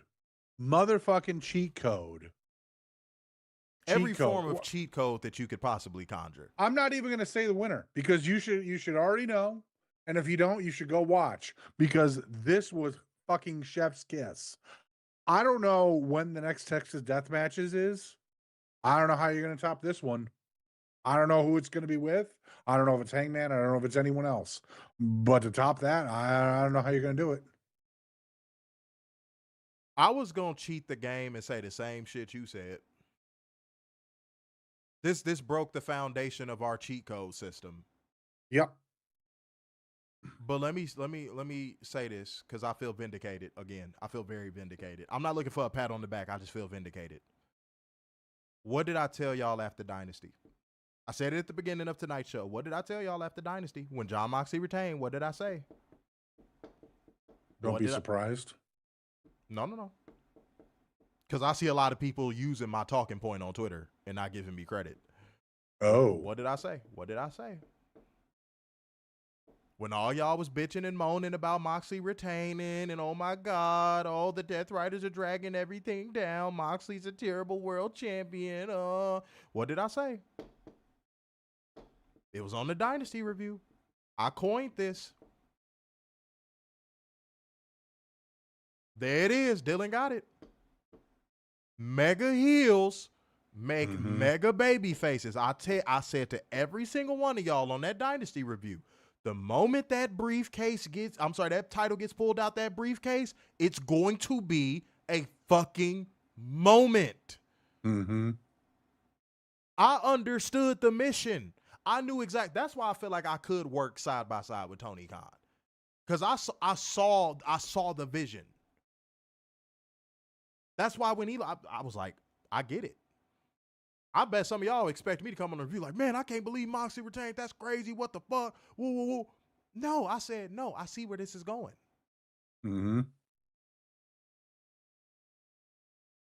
But the most important part of this match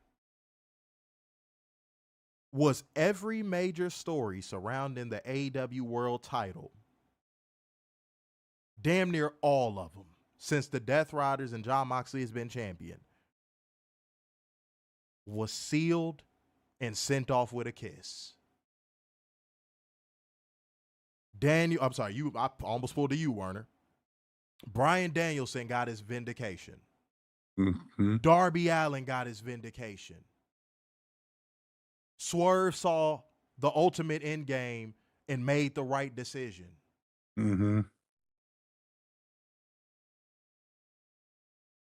Everybody stood up for AEW.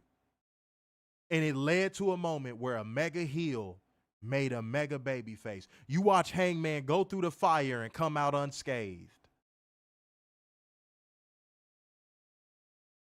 And emerge as champion.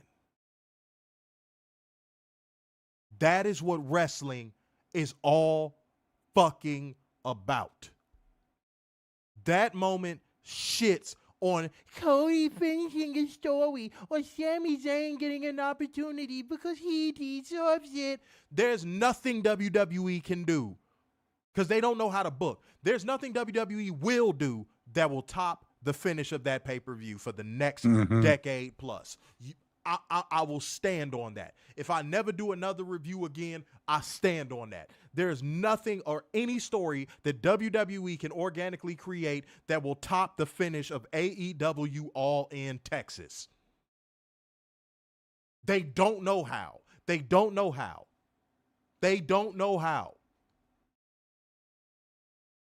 This was perfect. I cannot believe I'm saying that about a professional.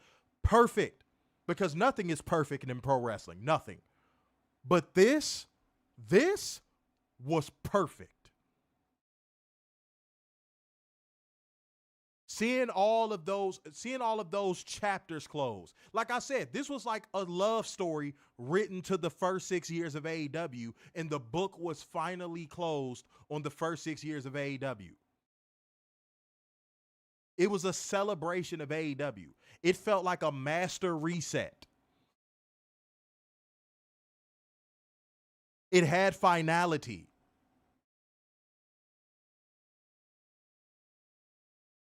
It was an end game. It was a series finale. Now AEW is about to enter a new era. Who will define this new era? And Hangman didn't deserve it. He earned it. It's levels to this shit.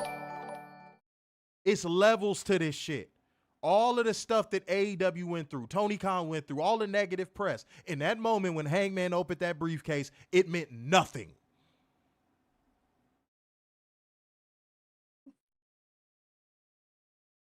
Tony Khan in the media scrum even got a little bit choked up. And that's probably why. Think about do y'all remember all that heat Tony Khan and AEW was taking every time Moxley retained?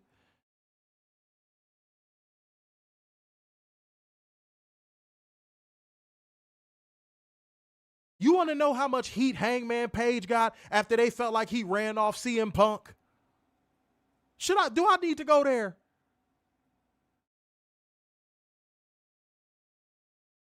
And yet, in the end, AEW got proven right. And Tony got proven right. This was special. Mm-hmm. And after this, too, y'all better put some fucking respect on Jon Moxley's name, dog. Mm-hmm. Straight up.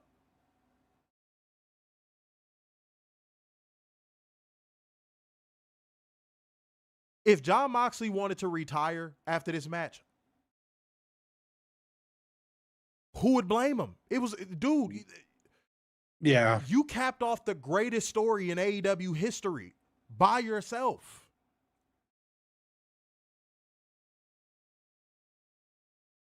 Tony Khan, give Jon Moxley a year off.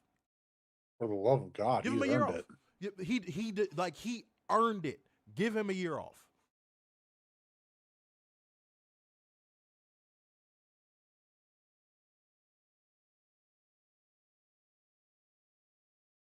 I'm going to rewatch this match. I'm probably going to end up rewatching this whole pay-per-view. Yeah. I loved it. Werner, I loved it. I loved it. Yeah.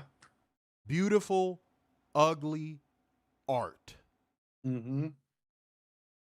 So, guys, let's go to ratings. I ended up giving this show a 9.9. Now, you might be going, why not a 10? MJF is starting to become the albatross cancer to the AEW men's division. He just is.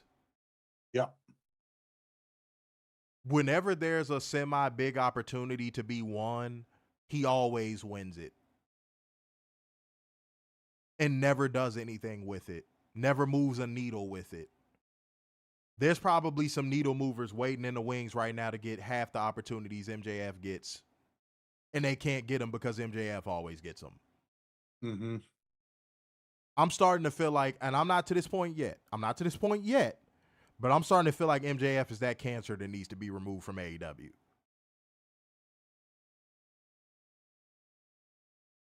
That tumor that needs to be removed from AEW. He is causing the product on the men's side more harm than he is good. So if you're wondering the only thing that held me back from calling All In Texas a 10, MJF. Moment of the night. Are you smoking? What the fuck you think is my moment of the night? That's all I got. Yeah. I'm with you. 9.9 because of MJF. I mean, he is ruining the men's division. And I can't speak for you, but I know anytime he comes on screen with me now, it's just like, oh, get this over with. Like, it's like, for me, it's even hurting the Hurt Syndicate because it's like, there's no reason for him to be with the Hurt Syndicate. It doesn't mesh well. Dude, he's meant to be in WWE. He totally is. He can fight over the North American title with Ricky Saints and Ethan Page. Yeah, he just needs to be gone. Yeah. Go ahead, finish up. Oh, moment of the night, same. If you don't know, for the love of God, Yeah. you have not seen this show. There's no way I can even go against that. I'm sorry. There's no way. Let's see what we got. Y'all didn't wait till now to start donating to women. Hold on, let's see. Wait, what are you talking about? Huh?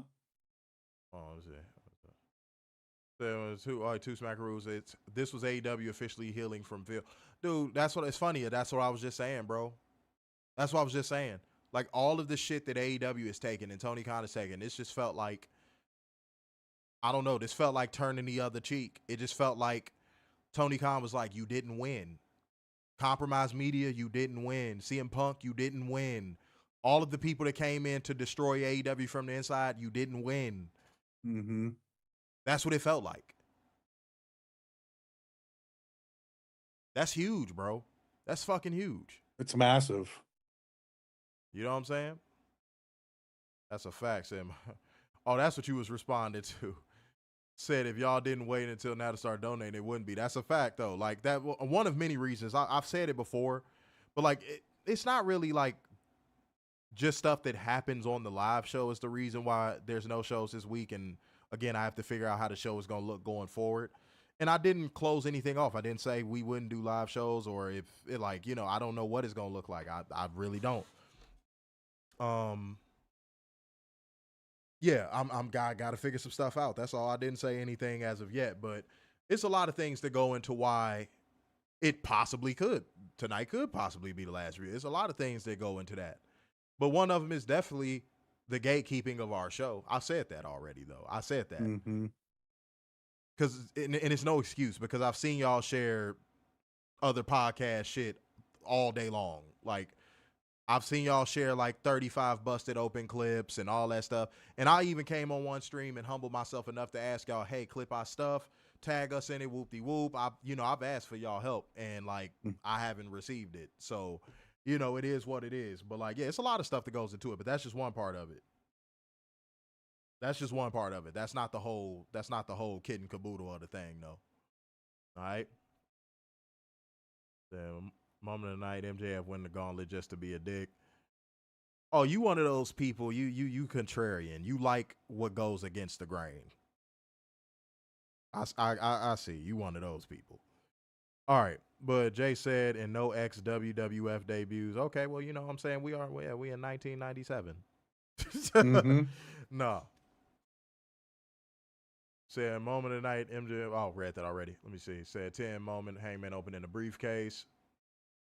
See what we got.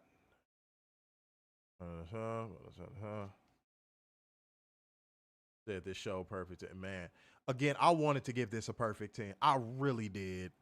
Yeah. I really did, bro. I really, really did. But nah, man, we gotta be honest, dog. We just gotta be honest. Yeah, everything. MJF is one of those everything he touches turns to shit type of people. I don't know. I'm not gonna get to saying he's a cancer just yet, but he's close. He's close. Like, he's extremely close to me saying that about him. Said, if this is the last review, thank you for always keeping it real and being the best wrestler show on YouTube. Look, man, I appreciate it, but man, if you felt that way, like how you said in that last sentence, man, look, you would send this to 100 people that you knew was wrestling fans. Yep. You know what I'm saying? I'm not dissing you, but I appreciate the love. I really do. I really do. But man, yeah, the gatekeeping of this show, I will never understand it. I'm not one of those people that feel like I'm owed anything in life, but god damn, dude. God damn, dude. Like, said, okay, legit moment. Dustin, Best Rhodes earned his belt too. Look, again, that was a very graceful pivot. That's the best way I could describe that. That was a very graceful pivot.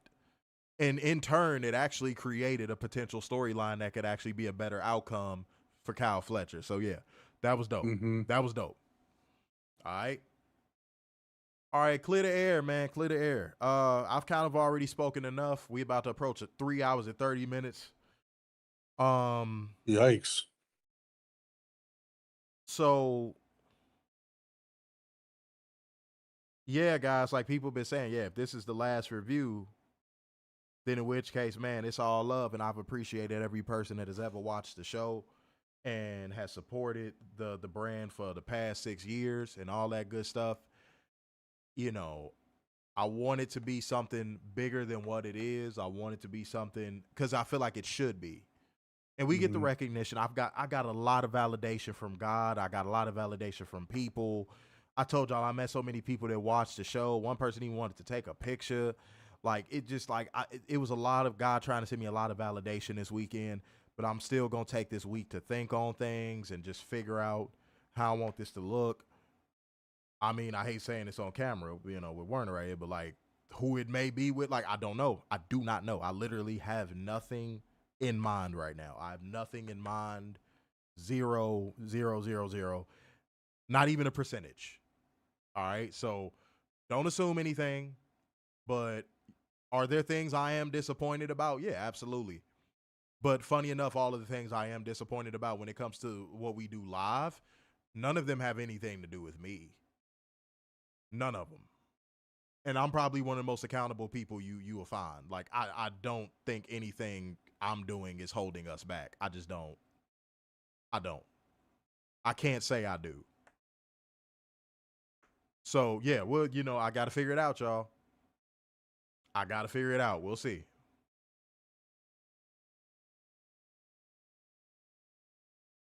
I got nothing.